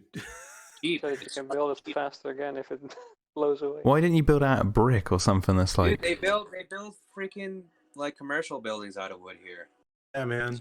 Cheap, But cheap. what? I know it's cheap, but like... Because they can throw them up real quick and then move on. Okay. Exactly. You got like wooden frame and then you got bricks outside. If I ever moved to America and I was in Tornado Valley, the first thing I'd start doing is like building a brick house or a concrete house. I'd be like, yeah, this is... Yeah, or like a stone house. The more or weight something. you can get on top of you. But then again, I guess that might be more dangerous if like a tornado, an F5 came ripping through. You'd have to deal with like... Actually, it's come through dangerous here, either but, way. like, they're probably way more prevalent in like the Midwest. I'm on the East Coast, like I know, like pretty close to where all the beaches and islands are, so they come through here, but it's not like problem. it's not like this. Never so clever. This is- the problem in Tornado Alley is that you have a high ground water table, so you can't dig deep before you hit water. Oh, so that's why they don't have like concrete houses. Yeah, because There's a lot of, we don't have what do they call them? In Basements. America, you guys always have like a basement type. Yeah, in the UK, basements are rare. They don't exist really very often. You have like cellars or something. Nope. outside? No. Nothing. It's all on ground level. We have sheds. My granddad's. I think some older houses out in the country have like cellars. That Yeah, they will do, yeah. Because my granddad's got a massive cellar. Mansions as well. But you probably in most towns and cities, you'd be lucky to find 1 in 1,000 that would have Really? underground. Yeah, maybe even bigger odds than that. You guys are missing out. By the way, guys, just so you know, a little fact about this sequence where they're rescuing Meg out of the house. At the exact moment this is happening, Ian Malcolm is breaking his NDA live on TV. That's How do you figure? Can we just get the most important thing out of the way here? The dog survives. it's like Independence Day. Well, it's done way better than a Roland Emmerich film. The dog jumps away from the fire like just in time. Because Moose, he has to go. Bill Paxton grabs Moose, so it's actually Bill Paxton who rescues the dog. The dog doesn't do like a flying leap through the window as the house explodes. Yeah. What, like Blue does in Fallen Kingdom? For the lab, That's an impressive set, honestly. Like especially how it looks like a lot of work went into that. And they had to make the house like drop a few feet because they had to like jolt down, so they had to like build this thing to like and then crash in on itself. The thing is, it's quite hard to also to be safe to sort of walk on, but look. Oh, here you go. It's The falling F4, apart. the F4 that hit Wakita. I've just got a word in. It has now started to form. Where two storm systems collide. Yeah. See, I was right. Storm tornado. So you got it?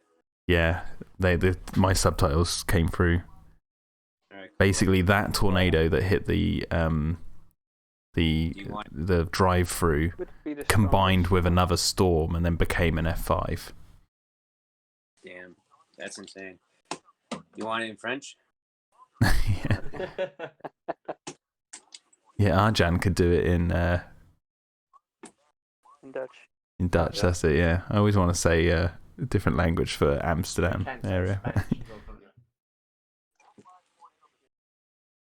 I've got the English subtitles on. So that's why like the tornado has such a big build up to the drive-through sequences, because that's meant to be the beginnings of the big bad tornado. That's pretty cool. I never knew.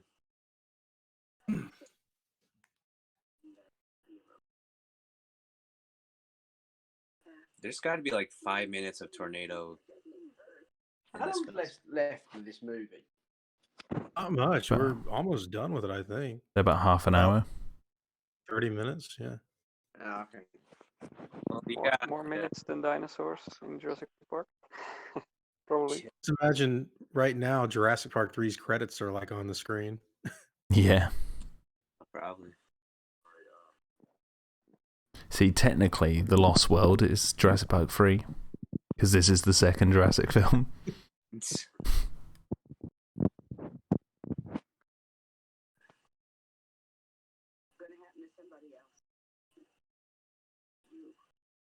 See, it's funny because they use the Pepsi cans. We haven't got to that bit just yet, but the Pepsi cans they used to make the like little wings for the Dorothy machine. It should have been 7-Up.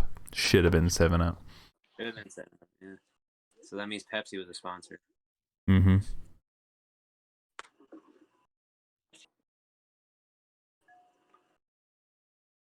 I know how to make Dorothy fly. Of course. Bum bum bum bum. I gotta fast forward. It's Yeah. so weird that children don't have movies like this to watch today that are like popular. They just have like a bunch of Iron Man, Captain America movies. That's because they're losers. Well, they're trying to dumb down the population, probably. Yeah. It's all a conspiracy. Fucking tornado shows up, you throw your fucking trash can. They can enjoy Skyscraper with Dwayne The Rock Johnson. I'll have I Twister. don't like them putting heroes in the theaters that turn the freaking children. No, I just saw a 7-Up can. So. Dang. They got it. Isn't that nice? Oh, whoa. What was the name of the dog again? Was the name of the dog Moses? Moses. And Moses is now driving with Preacher. Oh my god, this film's getting deep. I'm noticing things I've never noticed before. Bible references. Dude. That tornado is so fucking big. I never understood this. Like, it shows them driving towards a tornado, and then Yeah, and then it shows them making more Dorothy balls. So is that just like a weird cut? Like they're driving towards a tornado. Yeah, it's meant to be like a montage because we saw the dog sitting in with the. They are making more Dorothy balls for the other Dorothys at the same time. Look how casually they're just driving up to that. Yeah, because they're driving up to it with the two Dorothys already, and then they're still like loading up, and then they drive up to it again. That is a weird cut. I think that might have been a shot from a later bit that happens later on, isn't it? I fucking forgot they left it there. Yeah. No, now they're filling them up. Yeah, they're filling them up on my end. It's alright. I may have to correct myself. It might have been a Mountain Dew can, not a 7-Up. Same fucking colours. God damn. I'm wrong. Yeah, same shit. Drive up to the tornado. I spit my last breath at you.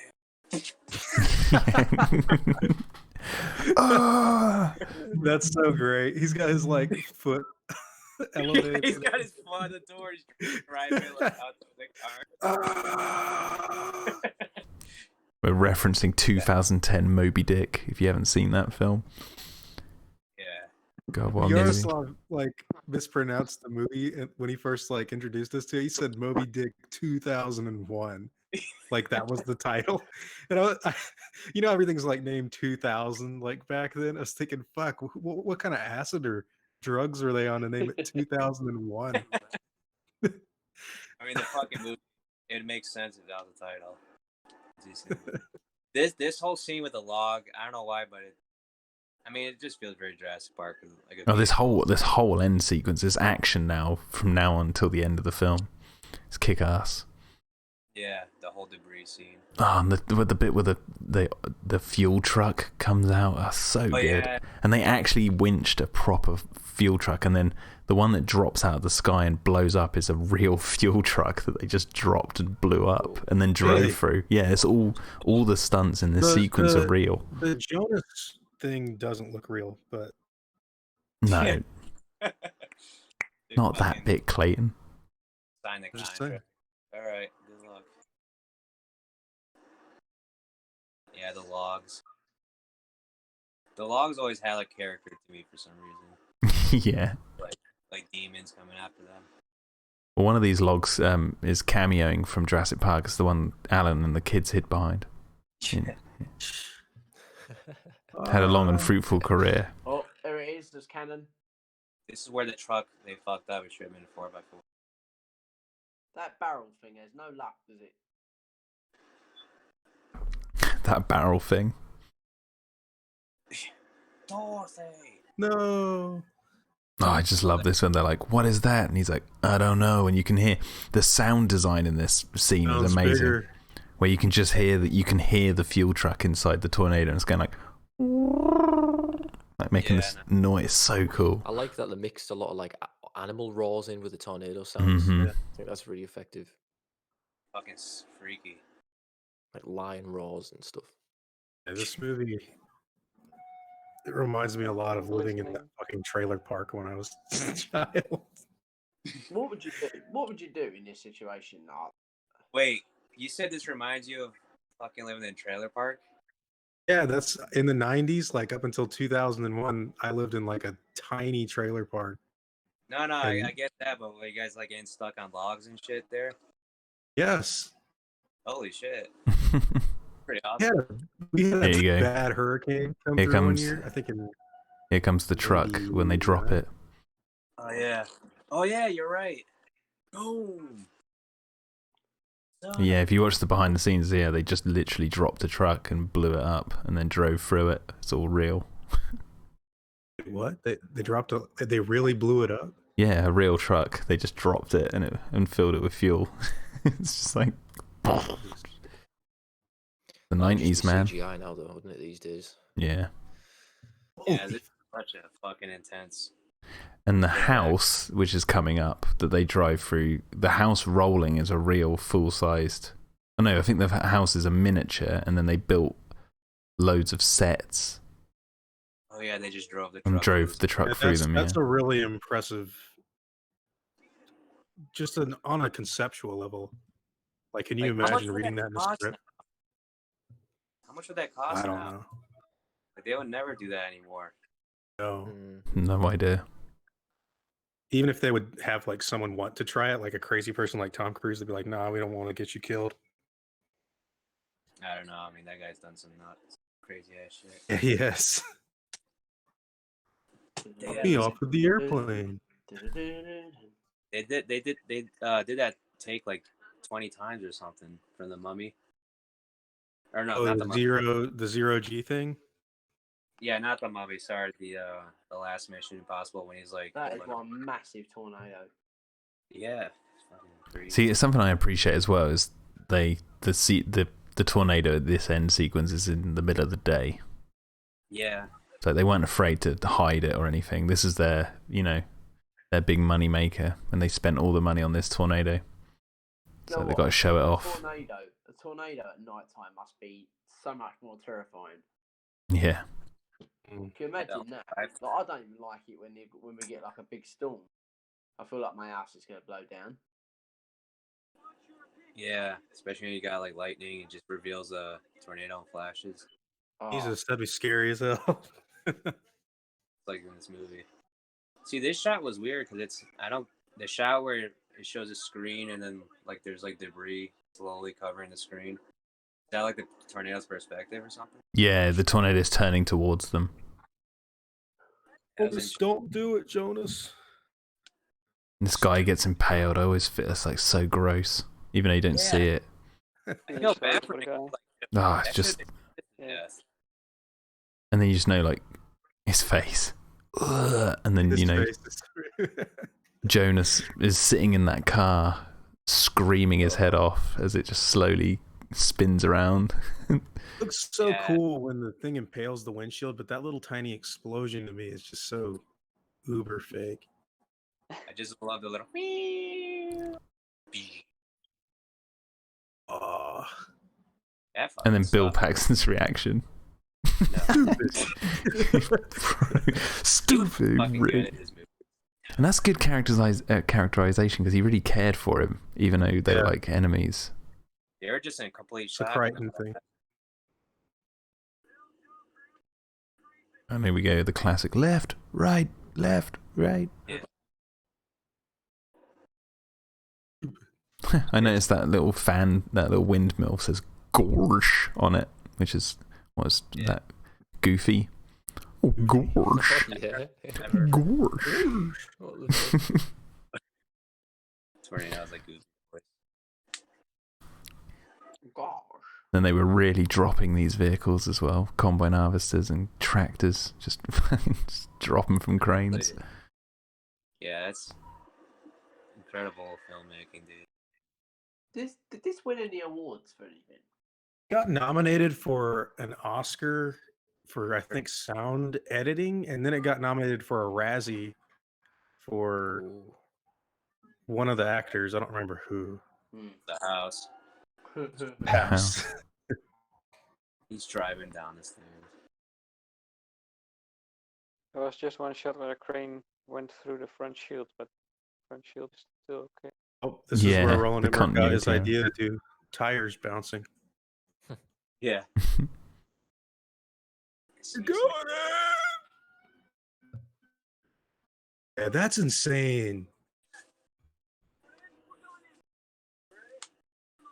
It's such a cool gag as well, like just seeing a house rolling by. It's like, Eddie Bear hitting the windshield and everything. It's great. whoever thought of that idea needed a raise. Yeah, It's like I bet it Kyle. was quite a fun story. It's probably Joss Whedon's original. One of his. Yeah, his one thing. Even if he came up with that idea, I wouldn't give him the credit. I'd give it to Bill Paxton. And then the newborn comes out of the house.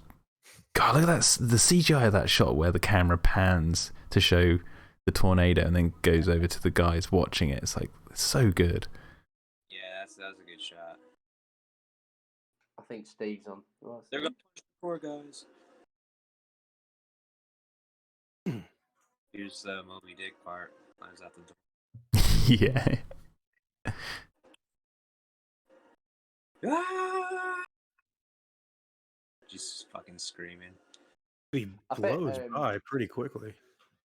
I did, like I said about the storyboards. I think they're quite. They're probably quite good. I wonder how many ideas they in, and someone's like, "I like that. Keep that. Get rid of that.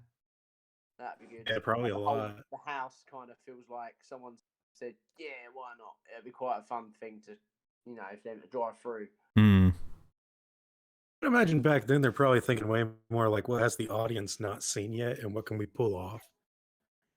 Like nowadays, I can imagine they're just like, fuck it, CGI. Well, you think like in 2004 with bloody Day After Tomorrow, like the tornadoes are ripping through Los Angeles, so they're going through skyscrapers and ripping up the Hollywood sign. It's like ridiculous. It's all new. See, that's the problem I had with the Independence Day sequels. It went too big, where like Yeah. the stakes were unrealistic. Like even though when you park a fucking spaceship on the side of the Earth, like you lose me. Like Yeah. like I just don't believe it anymore. Yeah, it was pretty fucking. That guy just went, "We're going to be very popular." And it's like, yeah, because you're Jake Gyllenhaal. You're going to go off and have a fruitful career. Yeah. Okay, he kind of looked like Jake Gyllenhaal right there. Maybe. I see it, man. Those guys are lucky that tornado didn't turn for them. Yeah. So fucked. Get in the cars. You got like cars that go like 30 miles an hour. I love this shot. You see all the corn being ripped up. Yeah, this was really intense. Hey, speaking of intense sequences like this, I don't know why it reminded me of it. Have you guys seen the Poseidon remake? No. Yeah. You haven't seen it, Jack? You guys Talking about the Poseidon Adventure remake, right? Yeah, with Kurt Russell and Josh Lucas. Yeah. No. No, I haven't seen it. Seen the original. From 2006. Oh, you guys should watch it. Is it good? It's not like the greatest film, but it has like intense action The sequences. score at the beginning is good. Yeah, that was like one of the last movies that was like halfway realistic. What movie?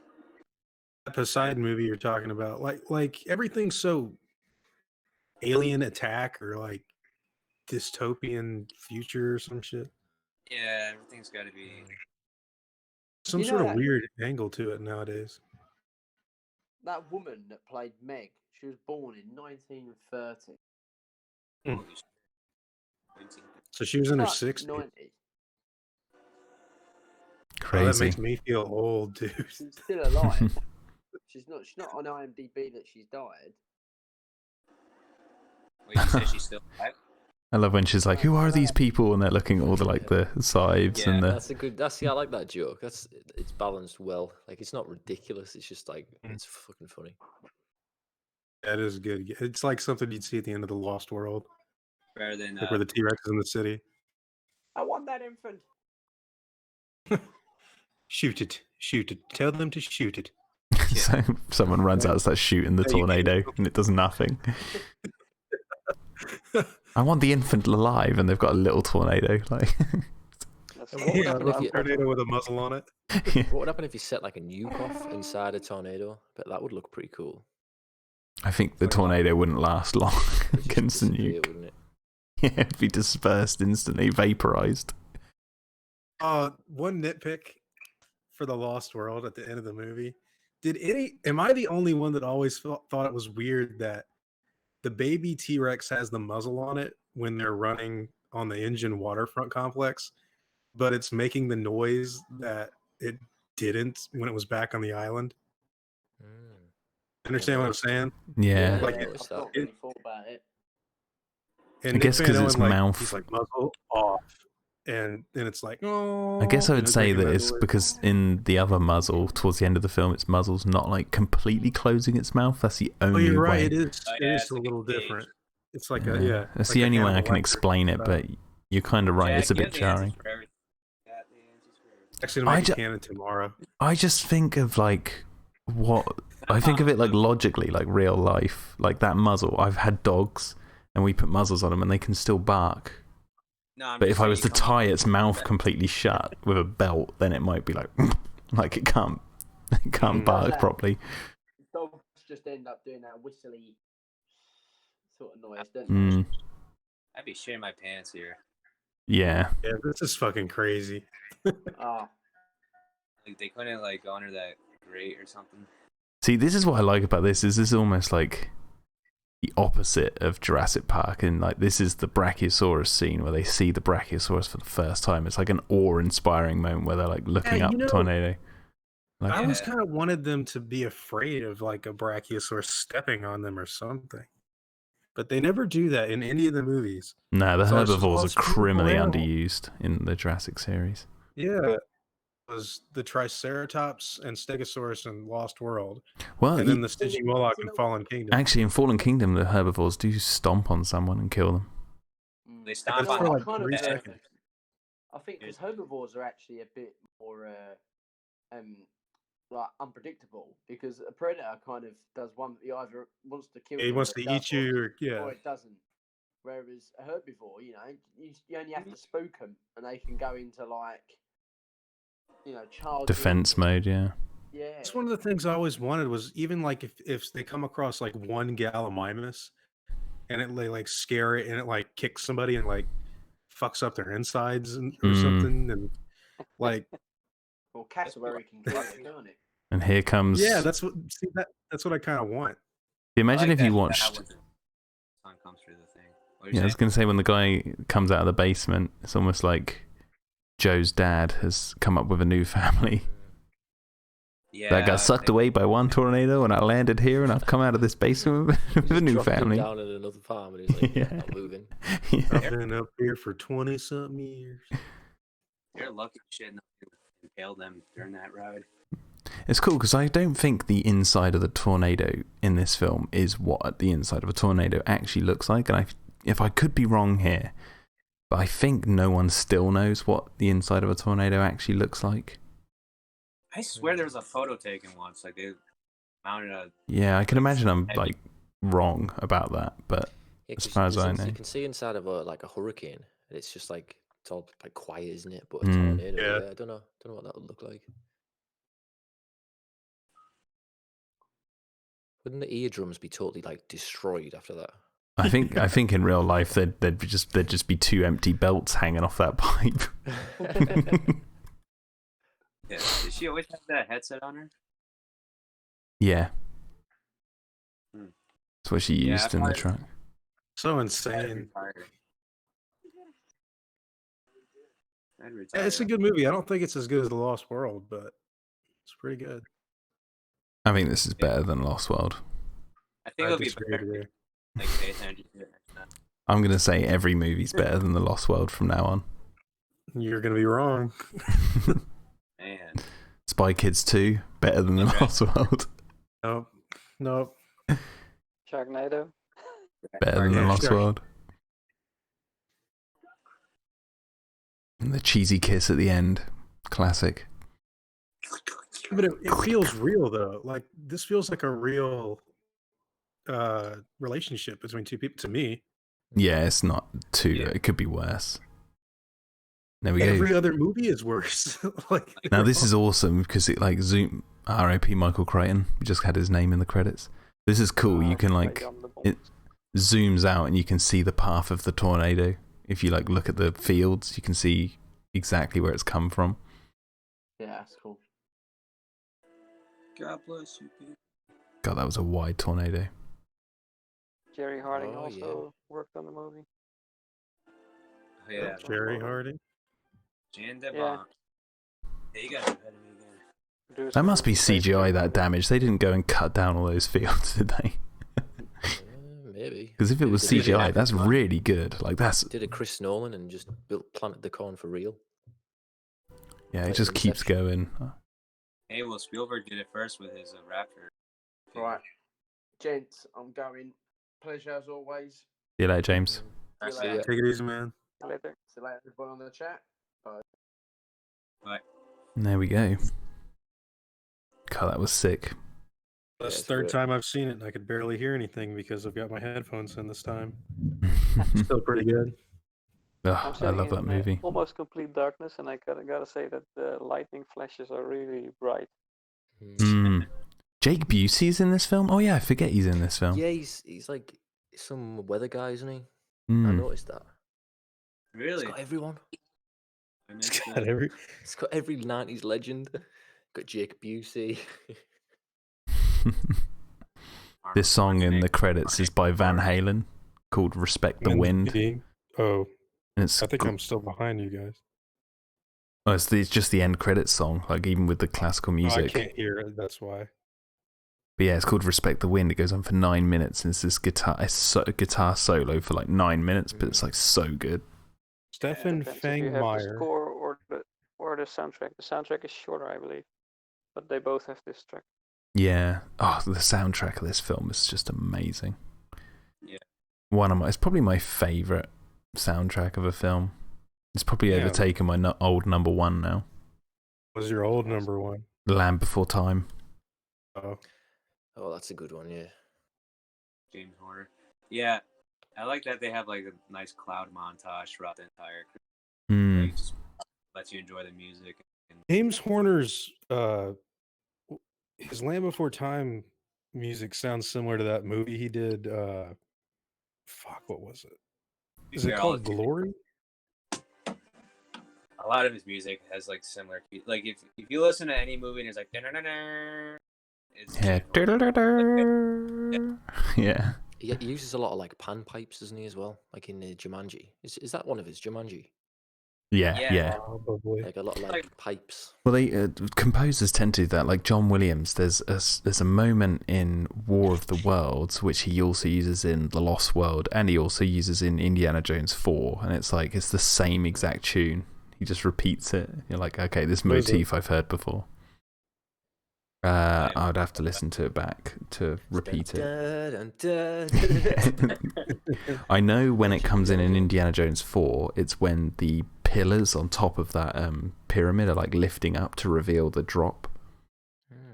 There's a cue. If you listen to it in that sequence, you'll hear what I mean. You'll be like, hey, hang on a second, that's from War of the Worlds. You know what I like in Jurassic World, Michael Giacchino, when they start the Costa Rica standoff, fighting the raptors, it's like By the way, 2 characters in this film, one called Kubrick, one called Stanley. Carry on. Wow, look at that. Just watching. Yeah, no, I was just saying that that cue is very similar to like when Eddie's trying to stop the trailers from flipping or falling off over the cliff. Yeah, it's like it's got that like brass. I don't know. I thought that was a cool. I don't know if that was intentional. Well, I'm gonna go to the toilet and then I'll be back. Okay. What film are we watching next? I don't know if I'm gonna stick around for another one. No, I know, I'm joking. It's 1 a.m. for me, so I'm gonna go. Yeah, I'll call it shots here. I'll call it now. I think Sicky's off though. Actually, I'll just go to the loo before we end it. So 1 second. All right. I'm still here. I was just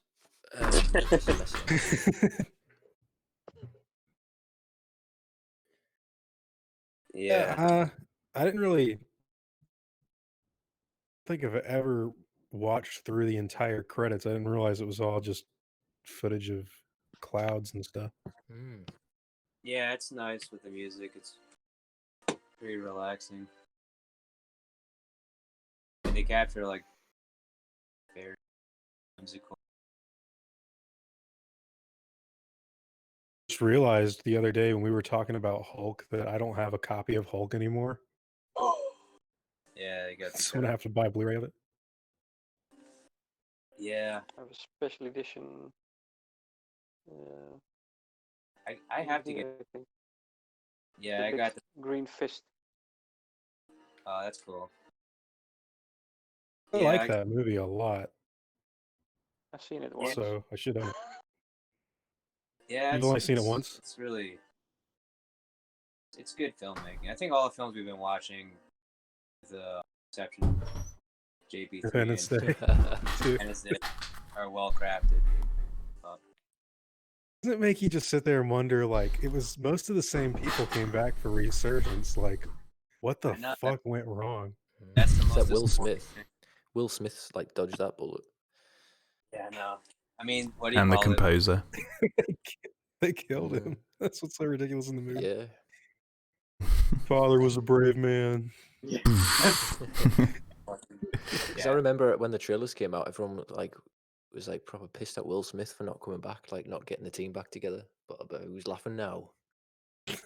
Yeah, I remember seeing an interview like someone's like, "Hey, Will," because like they asked him like, "How come you didn't come back for Independence Day?" He's just like, "Oh, like I kind of want to expand my palette, I guess, or whatever." Like he hadn't really done like a villain or whatever before, even though it was kind of a pseudo hero. But like he was saying that was his reasoning, and then like fucking Suicide Squad bombed as well. Yeah, I remember he was saying because in Resurgence, there's a lot of like his son is in it, and it was a lot of father-son kind of dynamic. And he was like, "Oh, I already made that film," and he was on about the one that he made with Jaden Smith, that After Earth piece of shit. The Pursuit of Happiness. No, I That meant movie? After Earth. Yeah, well, that's another one too. Oh, I like that one. I'm one of the few, I guess. I didn't mind it. I thought it was better than I thought it was going to be after hearing all this shit about I it. watched half of it. I can't tell. Like M. Night Shyamalan's first 3 or 4 movies are so fucking good Yeah. that like it's just so weird because I have seen what was it? Didn't he do one where the plants started killing people? Yeah, I was just Oh, saying. The Happening. Is it The Happening? I've never. Jesus, that movie's bad. It's so good. Yeah, what's his Piece of name? shit. I'm trying to think, guys. Hold on, I'm trying to think. I don't know what to do. Like, he's like the Please don't kill us. We're just plants. Mark Wahlberg is not. He's a fucking asshole. I'll say, I think the way they handle the wind, like the eeriness coming towards them in certain scenes, was pretty decent. But other than that, He's made a comeback in recent years with like Split. I thought Split was great. Glass is good up until the very, very end of the movie. Yeah. Yeah. M. Night Shyamalan. What about Airbender? Wasn't that his best film? Yeah. Hey, I'll say this. Last Airbender, right? I'd only heard people talk shit about the film. I watched it one night, and I liked it. I went, I don't see what all the fuss is about. This film was pretty fun. I stayed away from it, but I'm also I feel like I'm not in the age group that grew up with that TV show. So after watching the film, I went, I want to watch the TV show. So I bought the complete series, watched it.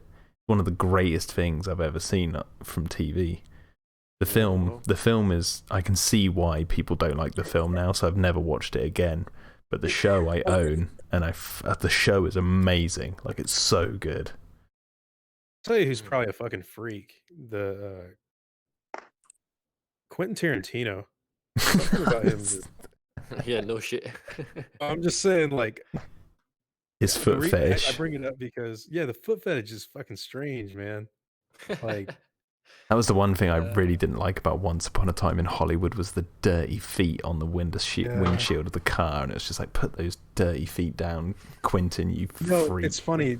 Earlier today, I was watching, because all this talk of these movies has made me pretty nostalgic for like a bunch of movies I used to watch growing up, and I played the scene back on YouTube of Selma Hayek's dance in From Dusk Till Dawn.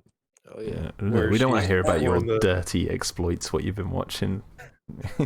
Well, I've been watching old films from my childhood, so I watched Selma Hayek's dance from. The foot thing, like where she puts her toe in Quentin Tarantino's mouth. He cast himself in that role. That's so good. Yeah, that's so fucking strange. You're just watching him live out his fantasy. You know what? I like his films though. Oh, he makes good movies. Fucking Kill Bill 1 is so good. Kill Bill 1 is amazing. Yeah, it is good. I like my favorite of his is Rodriguez's early work with Desperado. Yeah, Desperado's good. I liked his Predator movie. Yeah, but he produced that. He didn't. Or he wrote didn't direct He directed it. No, Nimrod directed it. Nimrod. That is his name, Nimrod. Yeah. Or in an interview, he made fun. And I actually just thinking now, I actually made a Quentin, like it was a what if Quentin Tarantino directed Jurassic Park, and it's not that good. It's pretty long. But What some of it movie was is that? quite good. It was like I recut Jurassic Park as if it was a Tarantino film. So you've just got Oh, all the okay. characters like swearing, and like I had the camera like zoom in on the T-Rex's feet and stuff. The dinner scene, but continuous. What was that? The dinner scene, but continuous. Only the dinner scene going on and Just on. yeah. But I had, you Damon know, talking about uncomfortable silences. Nobody wants to endorse his park.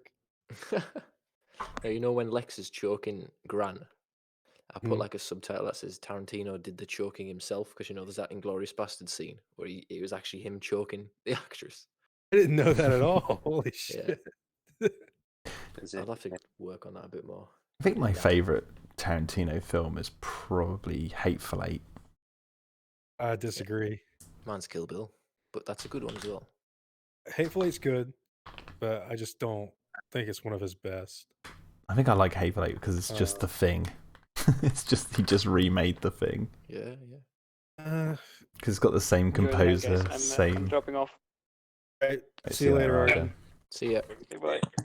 Thanks. I like Jackie Brown a lot as well, but it's not written by him, so it's kind of. I've never seen that one. That's the one I haven't seen. It's really, really entertaining. I haven't seen Jackie Brown or Reservoir Dogs.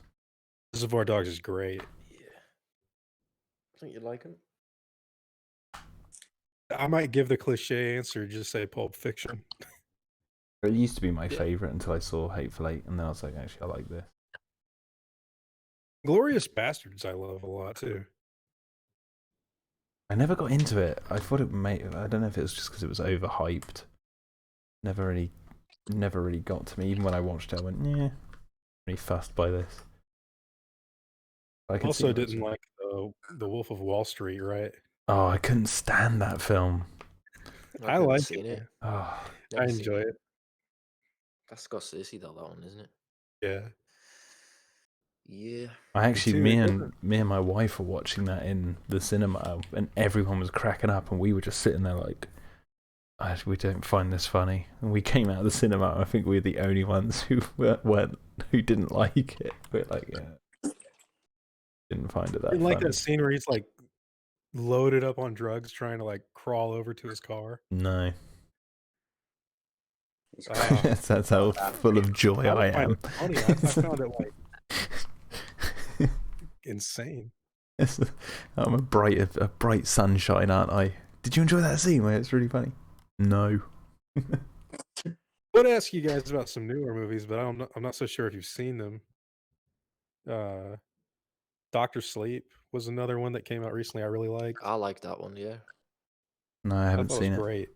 That's the sequel to The Shining, isn't it? Right. Which, like, on paper, I was like, "Fuck off with this film," but actually, it was. I really kind of enjoyed it. I was surprised. I'm surprised at how well they didn't they handled it so well that it's not just like a ripoff or like a The only thing retread. I didn't like, well, actually, it's probably a bit of a spoiler, so I better not say. I've watched a review of it. I think I agree with you. What you didn't like, then I've watched a review of it. Issue. Spoiled a lot of the film, so it's up to Yaroslav. Yeah. Yaroslav, have you seen Doctor Sleep? I have, but I don't mind if you. It was the guy that they got to play Jack Torrance. It didn't look anything or sound anything like Jack Nicholson. Do you know who that is? That actor? No. It's Elliot from E.T. Yeah. It's the boy from E.T. Oh, right. Yeah, it's him. What? That's cool. They sure got the guy from Too Many Cooks.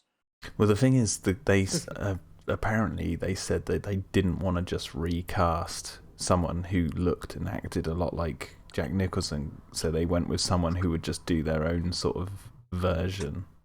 See, Mike Flanagan's worked with him before in that Netflix horror series, the Haunted House series. Fuck, what's it called? Haunting of Hill House or something. All right, yeah. Something like that, yeah. I'll tell you a 90s movie we could watch, The Haunting with Liam Neeson. That's Owen Wilson gets his head knocked off. I haven't watched that since I was like 15 or so. I think it's quite a bad one. Like Yeah. it's one of it's the sort of 90s movie that like is the opposite of Twister. It's got the bad 90s vibe. Yeah, it's But there's a lot of them like that. Screamers. Let's watch Screamers.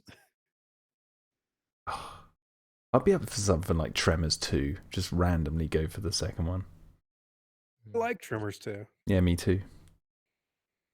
Just go for that now. I haven't Season seen the 2. third one because I turned it off. I turned off the You third didn't Tremors. watch the one with the ass blasters? Yeah, as soon as they revealed those little flying ones that farted and flied, I went, I'm out. Oh god. They're like part baryonyx, part dragonfly, and they shoot flames out their asshole. Yeah, as soon as that It's happened, I like- was like, Tremors is silly, but this is like too far now. Is that the Jurassic Park 3 of the series for you? No, that's the Transformers 5 of the series for me. Oof. Yeah, Wow. there's that low, that circle of hell. I don't think it's that bad. But I haven't seen Transformers 5 or Bumblebee. Nor have I, actually. Maybe what we should do is have a watch Transformers 5 commentary where we all watch it for the first time. I don't remember anything about Transformers 4. I've only seen the first one. I don't think that would matter. Oh, really? Did you just jump in at Transformers 5 after the first one? Yeah, just watch Dude, Transformers. that's like what Tony did. Tony went to go see Hobbs and Shaw, and the only Fast and Furious movie he'd seen was the original. Yeah, same. It's the only one. He, he was like, "What the fuck why is The Rock bicep curling a helicopter?" Like during the fucking end scene. Oh, He those somehow liked it though. yeah, the Fast and Furious latest ones, they're just stupid fun. Like, they know what they are. Dude, honestly, the first few were worse. Yeah, the first one, the originals are like bad. The newer ones actually got better in quality. Too Fast, Too Furious, and then that one where they're in Tokyo. Too Those are bad. They're really bad movies. Too Fast, Too Furious. That title is so shit. That was a jam back in the day. Really? I mean, I just like the whole Miami feel to it.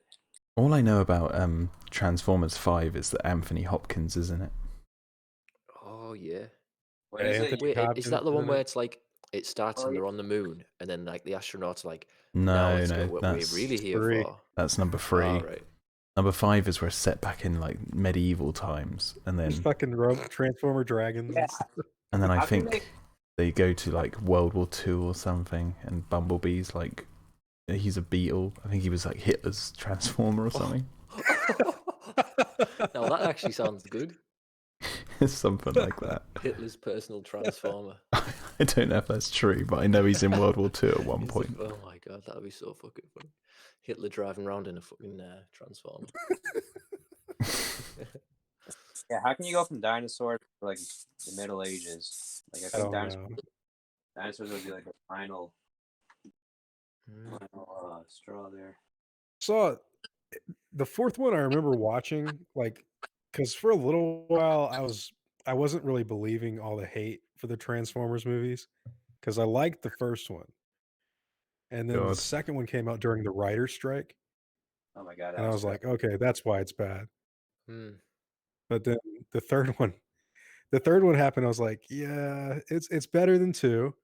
I think it the might be third my one would probably favorite. be, if I had to pick my favorite one, it'd probably be the Oh, third the favorite, right? The third one. one. really? I And- never... If I had to pick one, it would be the third one. Then like I saw 4 and I was like, holy shit, this movie's nearly 3 hours long. And Oh, it's God, the like third one's- terrible from start to finish. The fourth one's so funny. I always I bring don't it think up, it's but that funny. bloody guy It's weird. disappears at There's the that end. weird sex thing in the fourth one with the fucking. Isn't that Girls? girl like underage or something? And he has a license. He has a license Got to like a sleep little with her. card, like a what is going Romeo on? and Juliet clause that they can't be imprisoned or something. Jeez. Yeah, This is Michael weird. Bay. It's like, why is this in the movie? And Michael Bay. Because he's like 25 and she's like 16 or something. Yikes. Yikes. And then you got the whole Michael like Bay. that guy who just appears right at the end and dies. Oh like, yeah, you instantly. showed me I saw that. that video. That yeah, God. that's fucking funny. That. I remember I was See, watching it. Grammer is the bad guy in that movie, and it's so strange. Well, the thing is, like- like the third Transformers film has like pretty much the whole cast of Fargo in it. Hmm. It has what's his face? The guy who's he's in the first one. He's in all of them. Kevin John Dunn. Turturro. John Turturro, Yeah, and then he's not in Fargo, is he? not Fargo, but then John Malkovich is in the third one. Hmm. Not Fargo. What am I talking about? I don't know what you're talking Any about. Coen Brothers movie is what I'm trying to say. Oh, Brother, right, where yeah. art thou? Yaroslav doing some painting or something. What's that spray noise? You can hear that? Yeah. Oh, I was asking earlier. I'm like, can you guys hear this? And you're like, no. I'm like, all right. It's not that noticeable. All right. Yeah, I'm just airbrushing. But... Airbrushing his ass. Yeah. Jack, what do you think about the Rambo movies? I don't really have any opinions on them. I think I saw them when I was. Well, I You've not think seen I them? saw 1 and 2 when I was like early teens, and then I've never watched them again. Yeah. Or any of the Like others. First Blood, I think First Blood's a fucking classic. Yeah. And then what's the more recent one where he's in Vietnam and just destroys every Yeah. Vietnamese Rambo person? 4. Yeah, Rambo 4 is good too. Yeah, and then I've seen that one. That's my favorite one. I like the new one. Do you like that? You That guys was see all that? right. The one where he's in Mexico. Yeah, the whole cartel angle. It's okay. The only thing with that one is it was a little short. It was short. It I felt have like a soft spot for Rambo 2, but I think Rambo 3 is a piece of shit. Oh, yeah. See, I was never into Rambo because I was already into Commando, and I think that film just did everything for me. Commando? Yeah, I love Hell yeah. Commando. That's a good one. I'm gonna kill you, John. Shoot you. What does he say? Not gonna shoot you between the eyes. I'm gonna shoot you between the balls. Yeah. Bill Paxton's in that film as well. Paxton's in Commando? Yeah, he's like one of the guys reading the radar screen. Really? I think you're right. Yeah, he might be like on screen for like Yeah, it's a split second. barely Bill anything. Paxton every James Cameron movie? No, he's not in Avatar. Oh yeah, that's right. He's not in that. Probably in a deleted scene. And I don't think he's in Terminator 2 either. Is he in the Died in Abyss? Terminator 1. Is he in the Abyss? I don't think he is. You know, No, but I fucking love that movie. We should do a commentary on that. Which version? Either, they're both great. Yeah, I'd be up for that. I haven't seen that in That'd be some cool. years. I've got it. They're just they're about to bring out the Blu-ray, which I'm excited for. Oh, The, really? 4K, I'll something have to like pick that. Yeah. that up. Finally. How many years has that taken to come out on Blu-ray? It's because that's because Cameron has to like be there to oversee it all, and he won't let him do it otherwise. Apparently. That's why True Lies hasn't had a release outside of DVD yet either. Every movie he's done, I think, is great. And like he's wasting. I mean, maybe these Avatar sequels will be good, but how fucking long has he wasted on them without us seeing anything? Oof. The last 10 years, isn't it? Avatar is like 2009. We're in 2020, and it's going to come out supposedly next year. So Yaroslav, 10, that's really loud on my end. 12 years. all right. That's all right, sorry. It's like, Hold on, let me mute myself. sounds like static. Yeah, like Cameron should leave the Avatar stuff and like get back to doing give us some more original stuff. Like bring Nah, out- I he would should. like- He should. I would He should. like- He should quit. He should quit. Yeah, he should quit. He should quit while he's ahead. I don't know about that. I'd like to see more movies from him. I just think that he's only done like 8 movies? Wait, he did Piranha 2, Terminator, Oh, yeah, Terminator that's 2, True Lies, Titanic, Creatures from the Abyss, Aliens of the Deep, Avatar. Yeah, 8 movies. I mean, he's produced other stuff, but Can I say, like, I just think that Alita Battle Angel that he produced, I didn't care for that whatsoever, but it's got like a huge following. Yes. you know why? Do you know why it's got a huge following though? Why? Because it's a part of that culture war between what were they boycotting around that time that movie came out? Captain Marvel or something? Oh, was that it? Was it something to do with Captain Marvel? It's like a political thing, the Geeks and Gamers sort of YouTube thing. I thought it was you were just going to say that they all wanted to fuck Alita. Yeah, that's what I thought it was about. I mean, that Fetishized that has something to do like with it, I'm sure. little fake robot girl, like that you can do what you want with. Yeah, exactly. Some sick thought it was an Quentin okay Tarantino movie. shit. He just has a big It's robotic okay, but it's foot. certainly better than Captain Marvel. I never saw that. Yeah, it I was fucking better. don't see any of them. It was Any of them better than Marvel Captain ones. Marvel. Just stay away, Sicky. You're not missing much. Yeah. I've seen But Iron it- Man 1, and I thought, yeah, that was all right. I've seen Thor 2. This is the most random amount of film. And then I think half of the first Avengers. That's my entire Marvel. Sicky, if you want, watch Iron Man 3 and Captain America Winter Soldier. I think you might I've like seen Winter those. Soldier. I've seen Okay. Winter Soldier. I like that one, yeah. Yeah, but Iron Man 3 is a good standalone film. You should watch it. Okay. You might like it. It's like I'll the go to Alien the 3. It's like the Alien 3 of that franchise because people either love it or they hate it. I thought it was fine. Yeah, I didn't give a fuck about Iron Man 3. I don't know. I don't know. It's pretty incredible. But I haven't seen it. Isn't it weird? So, Jack, you would know better than me, but like, what is the story with Alien 3's like release? Like, did that fuck up the whole franchise or What do you mean? what? Like, reception wise, like box office critically. Well, Alien 3 made the most money out of any of the first 3 Alien films. It was a Are you huge. serious? It made more money than Aliens? Yeah, it was a massive box office success. I had no idea. It was well, I think more so overseas than America, but domestically, I think it did okay. But when overseas came in, it shot to the top. See, I always liked it. I already said this like last time we talked. The assembly cut's like way better. Mm. And I actually sat my dad down because I told him, because usually when you tell other people that aren't really into movies, like, oh, this is an alternate version, it's like, fuck, it's probably the same movie.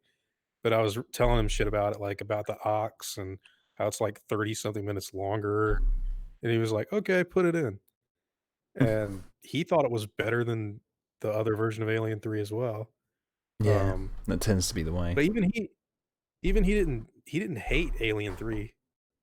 So like I always hear that fans like despise that movie. Is that It's I'm not that clued basically in. it's got more praise since the assembly cut came out, but there's still like a great swath of people who just hate that movie. Is it like the Lost World of the Alien series? No, worse, I'd say. Worse. Yeah, but now it's got like a proper good following. Saying that though, people always say that it's just like the write-off is saying it's like a Ripley like dream or hypersleep dream because they hate, I hear that a hate lot. that they killed Hicks and Newt. Hicks and Newt, right? Yeah. Well, it was jarring for me. Like the first few times I watched it, it felt very like convenient that they were the only ones that died. It works way better in the assembly cut version though, because the assembly cut version with that alternate opening makes it feel so much more like tragic. Like with the, you know what I mean, with the way that they film the shores of this planet and Ripley being carried out of the fucking wreckage and shit. That's one of the things that I like the most about the film is that it is so like depressing and Yeah, gloomy and fucking dirty, gothic and nasty, Yeah. grungy. Grungy is the word.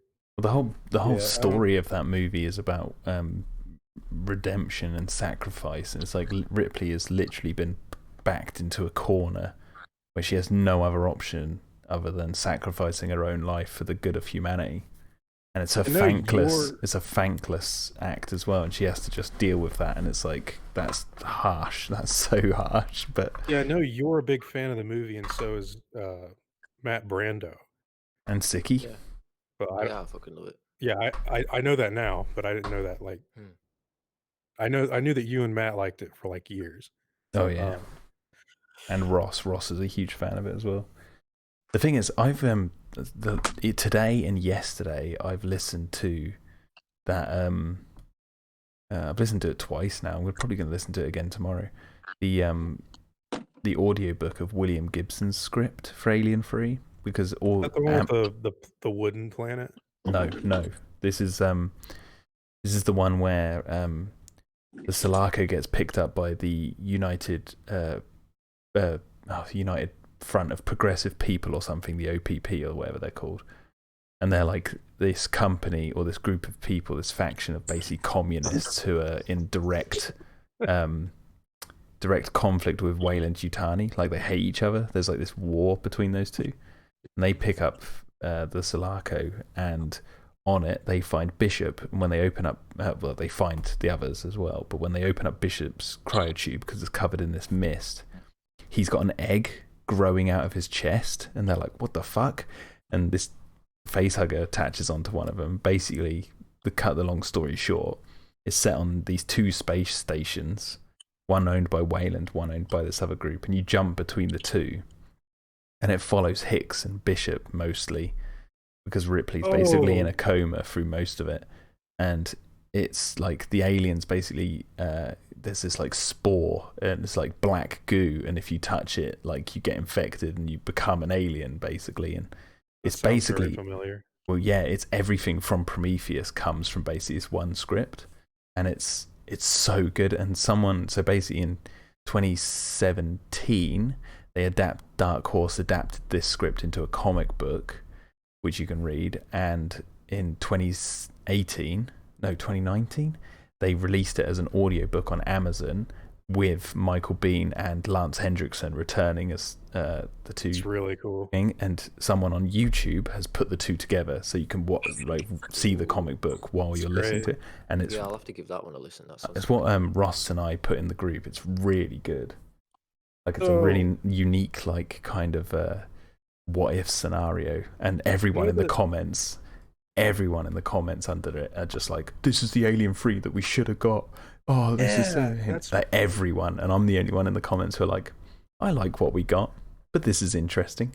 So I wanted to talk about that because, like, you know how it seems to be like a lot of people that grew up in the 80s fucking love Aliens, and they hate like what Alien 3 did to the just the direction it went in. Because now they're talking about Neil Blomkamp's Alien 5, which is like an alternate sequel. I've said this a million times on my channel, but I'll always repeat it. It's like Neil Blomkamp, he had an idea for an Alien film, which was totally original, and it was about this group of whole new characters, and and it was going to be like set in the time just after Aliens or whatever. But then he worked with Sigourney Weaver on Chappie, and then during that time, he talked to her about it, and she said, "Oh yeah, I'll come back and do that." So he rewrote his idea to incorporate Ripley, and then basically retconned Alien 3 and 4, and then the studio basically canned it. So it's like, it's like I'm glad it got canned for that. I don't know if that was the reason, but I'm glad it got shelved for that. But I would have rather Ridley Scott. Well, oh yeah, Ridley Scott said, put it on hold until I'm done with my Alien films.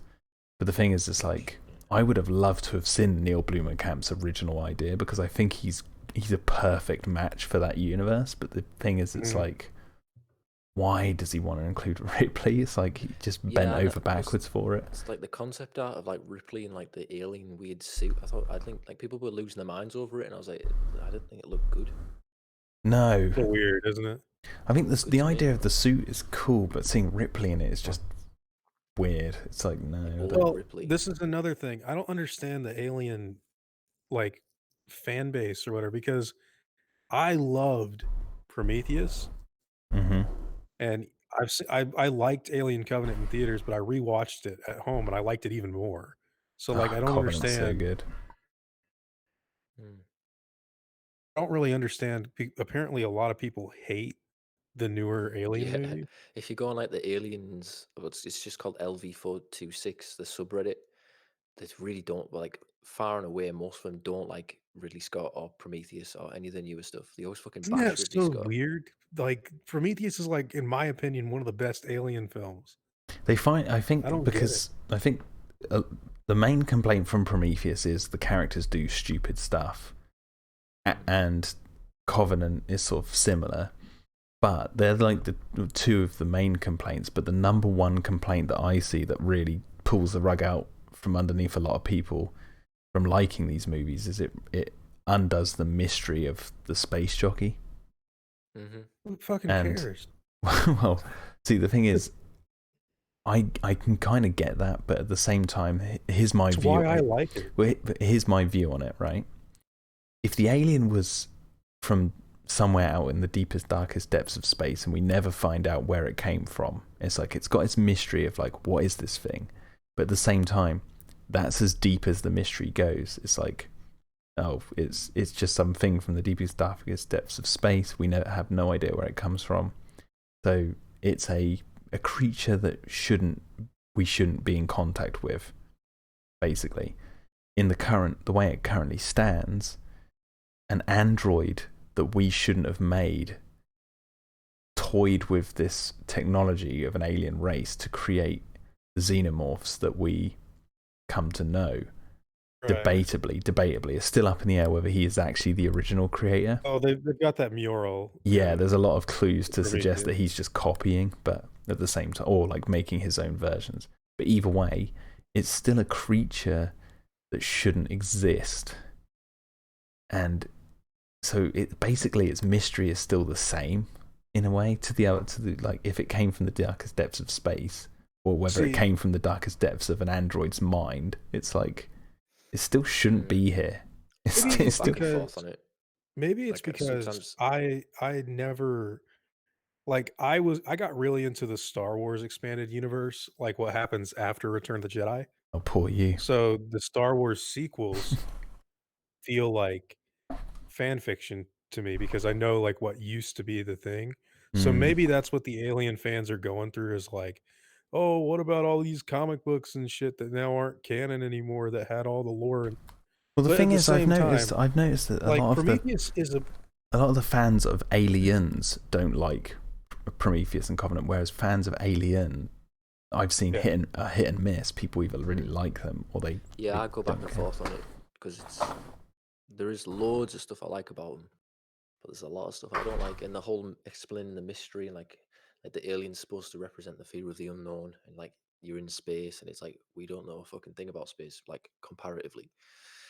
But then it's like, and if you try to explain that, it kind of loses something. But at the same time, it's like that space jockey. People have been wanting to know what that space jockey was since like 1979. So it's like I don't know. And funny thing is, Ridley Scott's been saying it's a suit since the 70s or later since the 80s. So it's like, saying what? Sorry, you broke up a bit. Ridley Scott said it was a suit back in like the 80s or something. Like he's been quoted saying it's the suit for absolute ages. I just like the idea of the whole God thing that they went through with Prometheus, where they're like looking for their creators. And well, that's the thing. Alien is more of like a visceral fear, whereas the Prometheus and Covenant are more existential.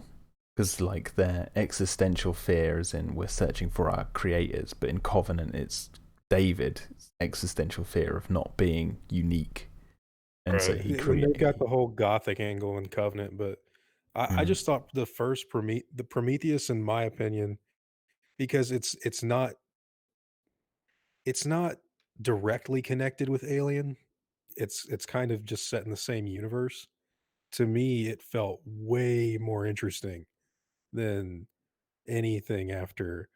Well, I mean, that's not saying much, but Alien Resurrection or Aliens versus Predator 1 or 2 or like, you know what I mean? But, well, the thing is, that was another thing. Like someone once on the subreddit was like, "Yeah, fucking Ridley Scott, he left the franchise in the gutter," and I replied, I was like, "No, he brought it out of the gutter like after AV fucking P and all that." Yeah, he definitely did. Right. That's what I'm thinking about it. It's going like, well, what do you not remember when like a predator was fighting aliens in the suburbs with like well, the alien became a shield. That's where the alien was. The fucking predator ripped its head off and used it as a shield. That's basically where the alien was at this point. Oh, great, your monster's so scary.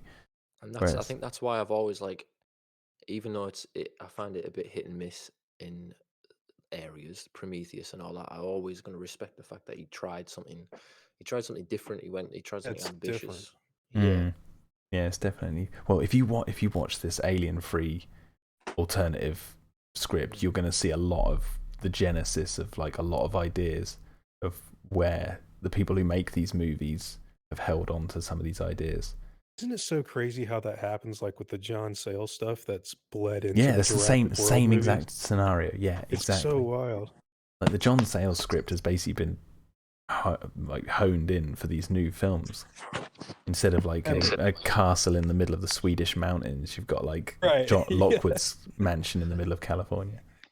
Like, think about when that script leaked, and Spielberg must really fucking love that script. I love that script. I find it great. I don't like it. I like one scene in it. I love and reading it. It's so much fun. It's the same as this Alien 3 thing. It's like, I'd love to see that. I'd love to see the sales script brought to life. I really would. I don't know if you would like it. I don't even care. I'd still love to see it made one day. Like the one scene in that script I like is where Nick Harris is like, they've just got done clearing out a room of terrorists, and he tells what's the lead raptor's name? Spartacus or something? Or Yeah. Achilles. He's like, stand down, Achilles. And Achilles has like got blood like running down his arm, and one of the other raptors has been shot dead. And Achilles is like snarling at him with that smile like the raptors do in the first movie. And he's like, stand down. And Achilles is like, fuck you, buddy. Like, there's something about that made me go like, fuck, this is a little scary. They can't control them. And then they have to have that dopamine release in the brain that they've got those like implants in their skulls. And then he like calms down. It's like, this is fucking batshit insane. But like the movie, the thing is, I would know. love to read his next draft. That one that like has all the human dinosaur hybrid shit. I'd love to read that. Oh, was that a script or was that just Carlos Huante like?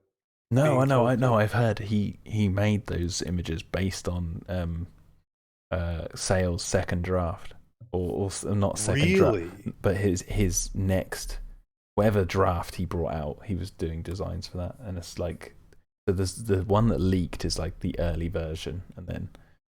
Carlos Huante is like really big in interviews for the new Prometheus and Alien Covenant movies. Yeah.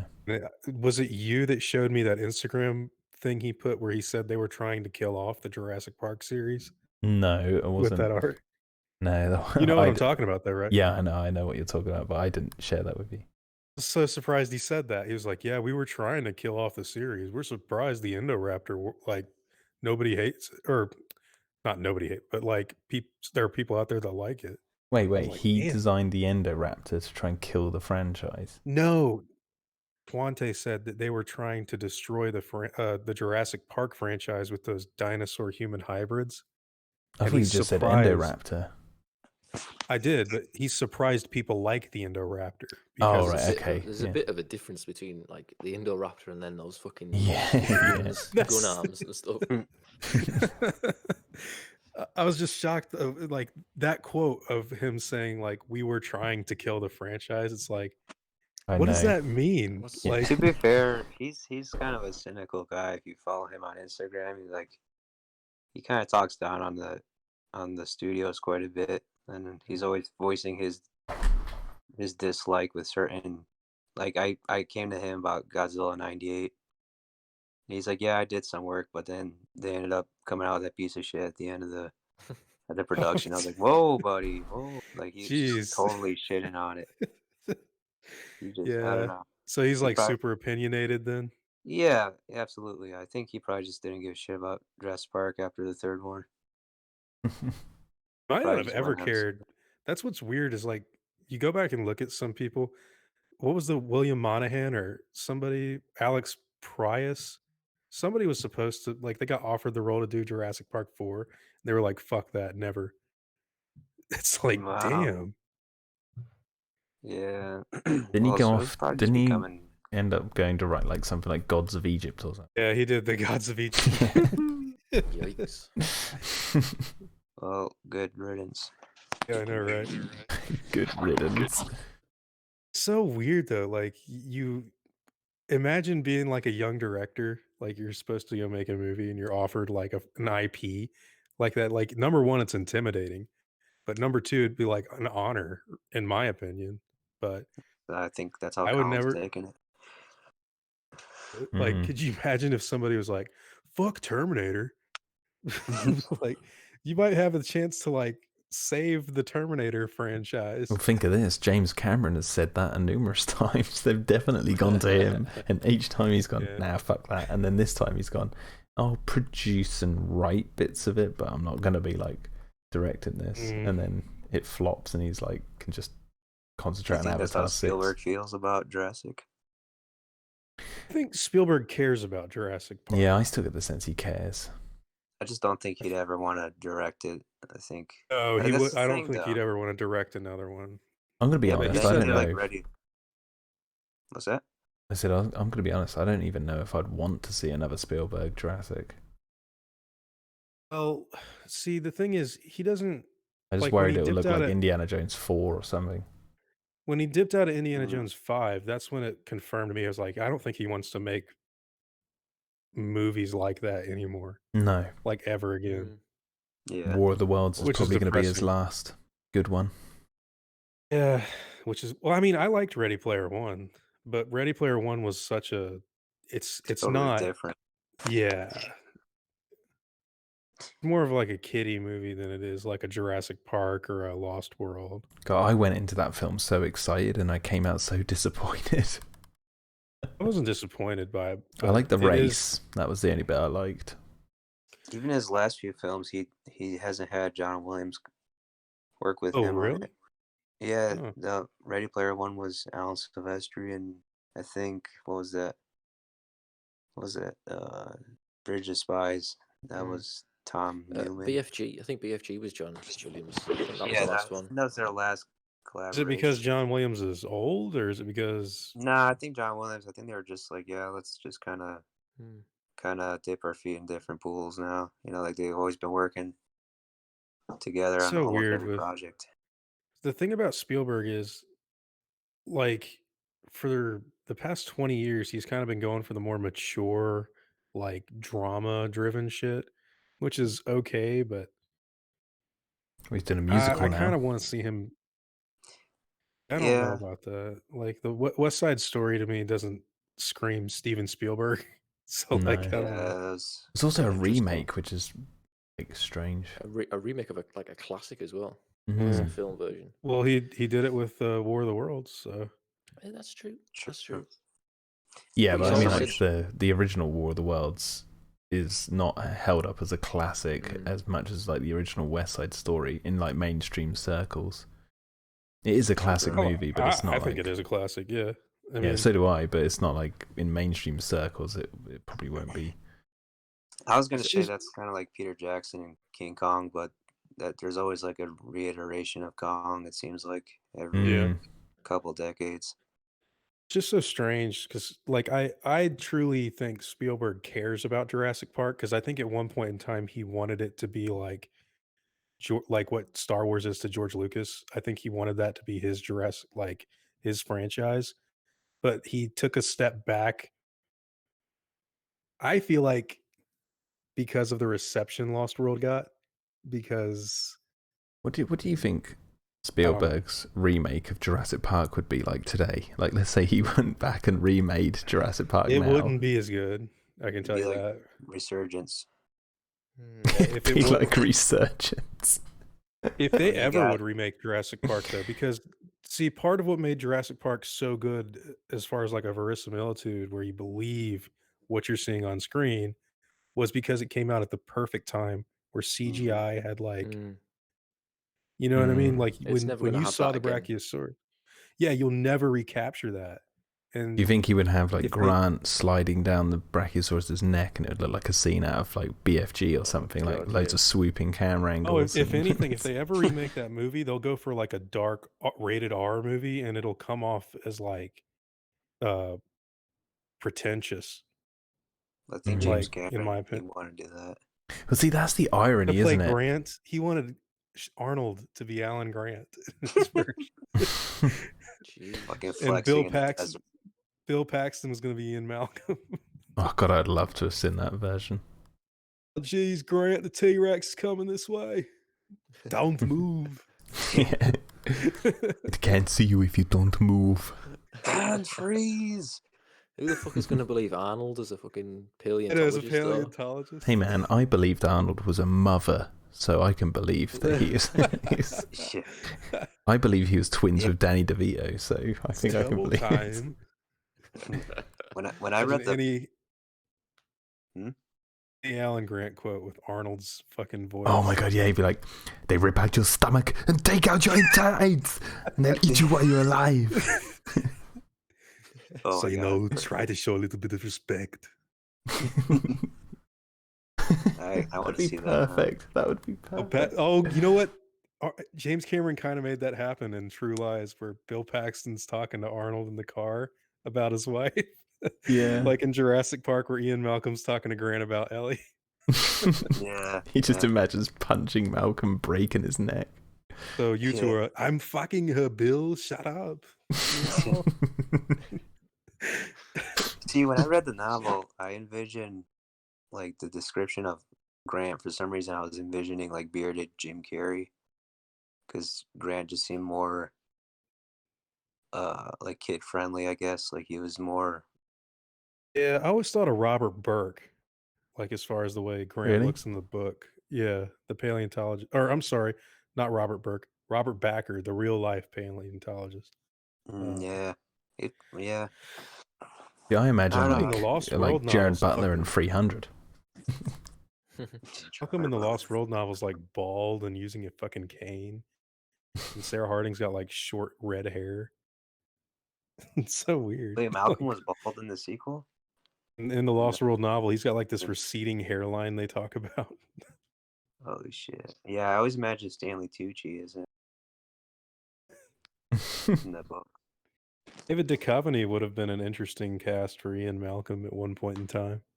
John Hurt would have been John Hammond. Sean been Connery cool. turned down the role of Hammond and Gandalf, and then he like joined League of Extraordinary Gentlemen. Yeah, the best movie out of all of Oh those. my god. I'm so gonna watch that soon. Can't wait. Yeah. He's like, "Fuck, I don't want to miss out on another great opportunity." And then that That's happens. hilarious. And then he quits. Made the worst decision. Yeah. I like that movie. That's a guilty pleasure movie for me, that is. Yeah, but like compared to like he could have been Gandalf. Or John Hammond. Could you It's actually imagine? ridiculous. Could you actually imagine Sean Connery though as John Hammond? On Hammond. Hmm. Like, Well, come on, little, It's time. It'll be flawless. come on, little one, come on. That's it. Push. Well, I actually Push. could if they would have kept the ending where John Hammond kills the raptor with a shotgun. Yeah, actually, he comes out like all Outlander and shit. Like, I'm just Sean picturing him as, Connery like, has sex with Laura Dern. yeah, I'm just picturing like slapping Laura Dern on the ass and said, "Come on now, the men are talking." You know, in James Bond. Like in Thunderball, yeah. Yeah. That's great. Oh, Jesus. our lives are in your hands, and you have butterfingers. Actually, saying that, Sean Connery did work with Spielberg, so maybe I can see Did he? that. Yeah, he Oh, did yeah, Indie, he's quite, Indie, didn't he? he's good in that one. I like him in Last Crusade. It's so weird though that Spielberg wanted Harrison Ford to be Grant and Sean Connery to be Hammond right after yeah. Last Crusade. Like, Yeah. That'd have They been don't too have that weird. kind of relationship in the movie. It doesn't make sense. That is weird. Isn't it weird that like there must be a timeline out there where that happened, and we're living in the timeline where we got Dickie and Sam Neill? I think We're- we got the superior version. Yeah, we got the better version. Yeah, But then they've got a really amazing Jurassic Park 3. yeah. And they've also Yeah. got like really good Star Wars the John sequel Sayles trilogy. version. Jurassic World sucks. It's really Yeah, like- bad. Like it's got gun dinosaurs with Sean Connery. Sean Connery is one of the gun dinosaurs. Yeah. He's like evolved. He's like, death finds a way, and then shoots someone. That's much away. That's great. I know another day with Sean Connery. There is a part where Attenborough kind of says he's like schedule. We're cutting out there. Yeah, What you was cut out a that? bit. Can you hear me now? Yeah. Yeah, no, I was saying that there was a part in Jurassic Park where Richard Attenborough kind of pulls a Sean Connery when he says schedule. But I don't know. Schedule. Yeah, I That's don't know like if that was British thing, isn't it? We say God, Sean we say Connery. schedule. Sean Connery as Hammond and Arnold Schwarzenegger as Alan. Who the hell do you think you are? Here, For today, I guarantee it. So fucking weird. John Hammond, and it's a delight to meet you. Finally in person, Dr. Grant. Hammond. And then Ellie comes. Who's it? This is our paleobotanist, Dr. Sattler. It's Helen Hunt. It's like, what is this cast? Arnold's like hunched over because he's so tall inside this like cabin. The dinosaurs Would be are Malcolm, breathing. And that's supposed to be Malcolm. though. Maybe Robin Williams. Robin Williams. Fucking eccentric as hell. He could do really good serious roles though, so maybe he would have maybe flipped it on its head, been super serious Malcolm. See, me and Ross, we always have this in joke where I don't know if you guys in America will get this, but Sicky, you might do this. But there's an actor from the Carry On movies. There's like Carry On, what's it, Up the River or whatever. They Carry On Doctor and that. Yeah, he has loads of them. Oh, what's the actor's name in that now? Oh, the gay guy. Yeah, what's his name? Kenny Everett. No, not Kenny Everett. Oh. It's Kenneth Williams. Kenneth Williams, yeah. We always Yeah. say, like, how funny would it be if Kenneth Williams was Hammond? We say Hammond. Yeah, it's like, you just take, like, hits like, our lives are in your hands and you have butterfingers. Oh! Yeah, you have to Google Kenneth Williams. I'll check it out. It's like a British icon. It's like Yeah. campy fucking. Yeah, really camp. Like, Yeah. Yeah, I'm quite happy with what we got. Absolutely. I I wouldn't kind of recast anyone. I hate seeing those fan nothing against the guy. recasts. Yeah, I fucking hate yeah. the Jurassic World fandom guy does that a lot. Yeah, And, like the it's just Bradley Cooper as Alan Grant and stuff. It's like, I can't see it happening. I was crying at that. Bradley Cooper. Jesus. Yeah. Let's see, I'd take Arnold Allen and Sean Connery Hammond over there any day. It's a Any day wild of the card. week. It could work. The voice you're now hearing is Richard Attenborough. We spared no expense.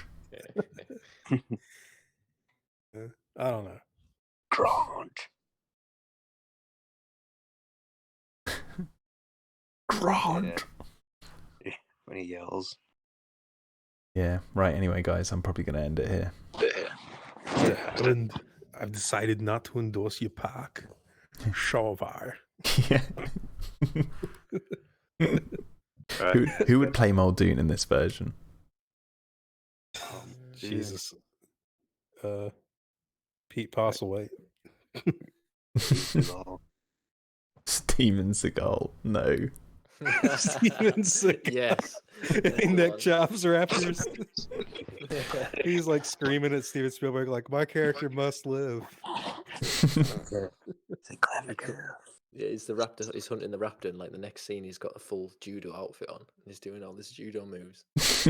Little ponytail and everything. Yeah, the raptor tries to ambush him, and then he ambushes the raptor. He outsmarts it.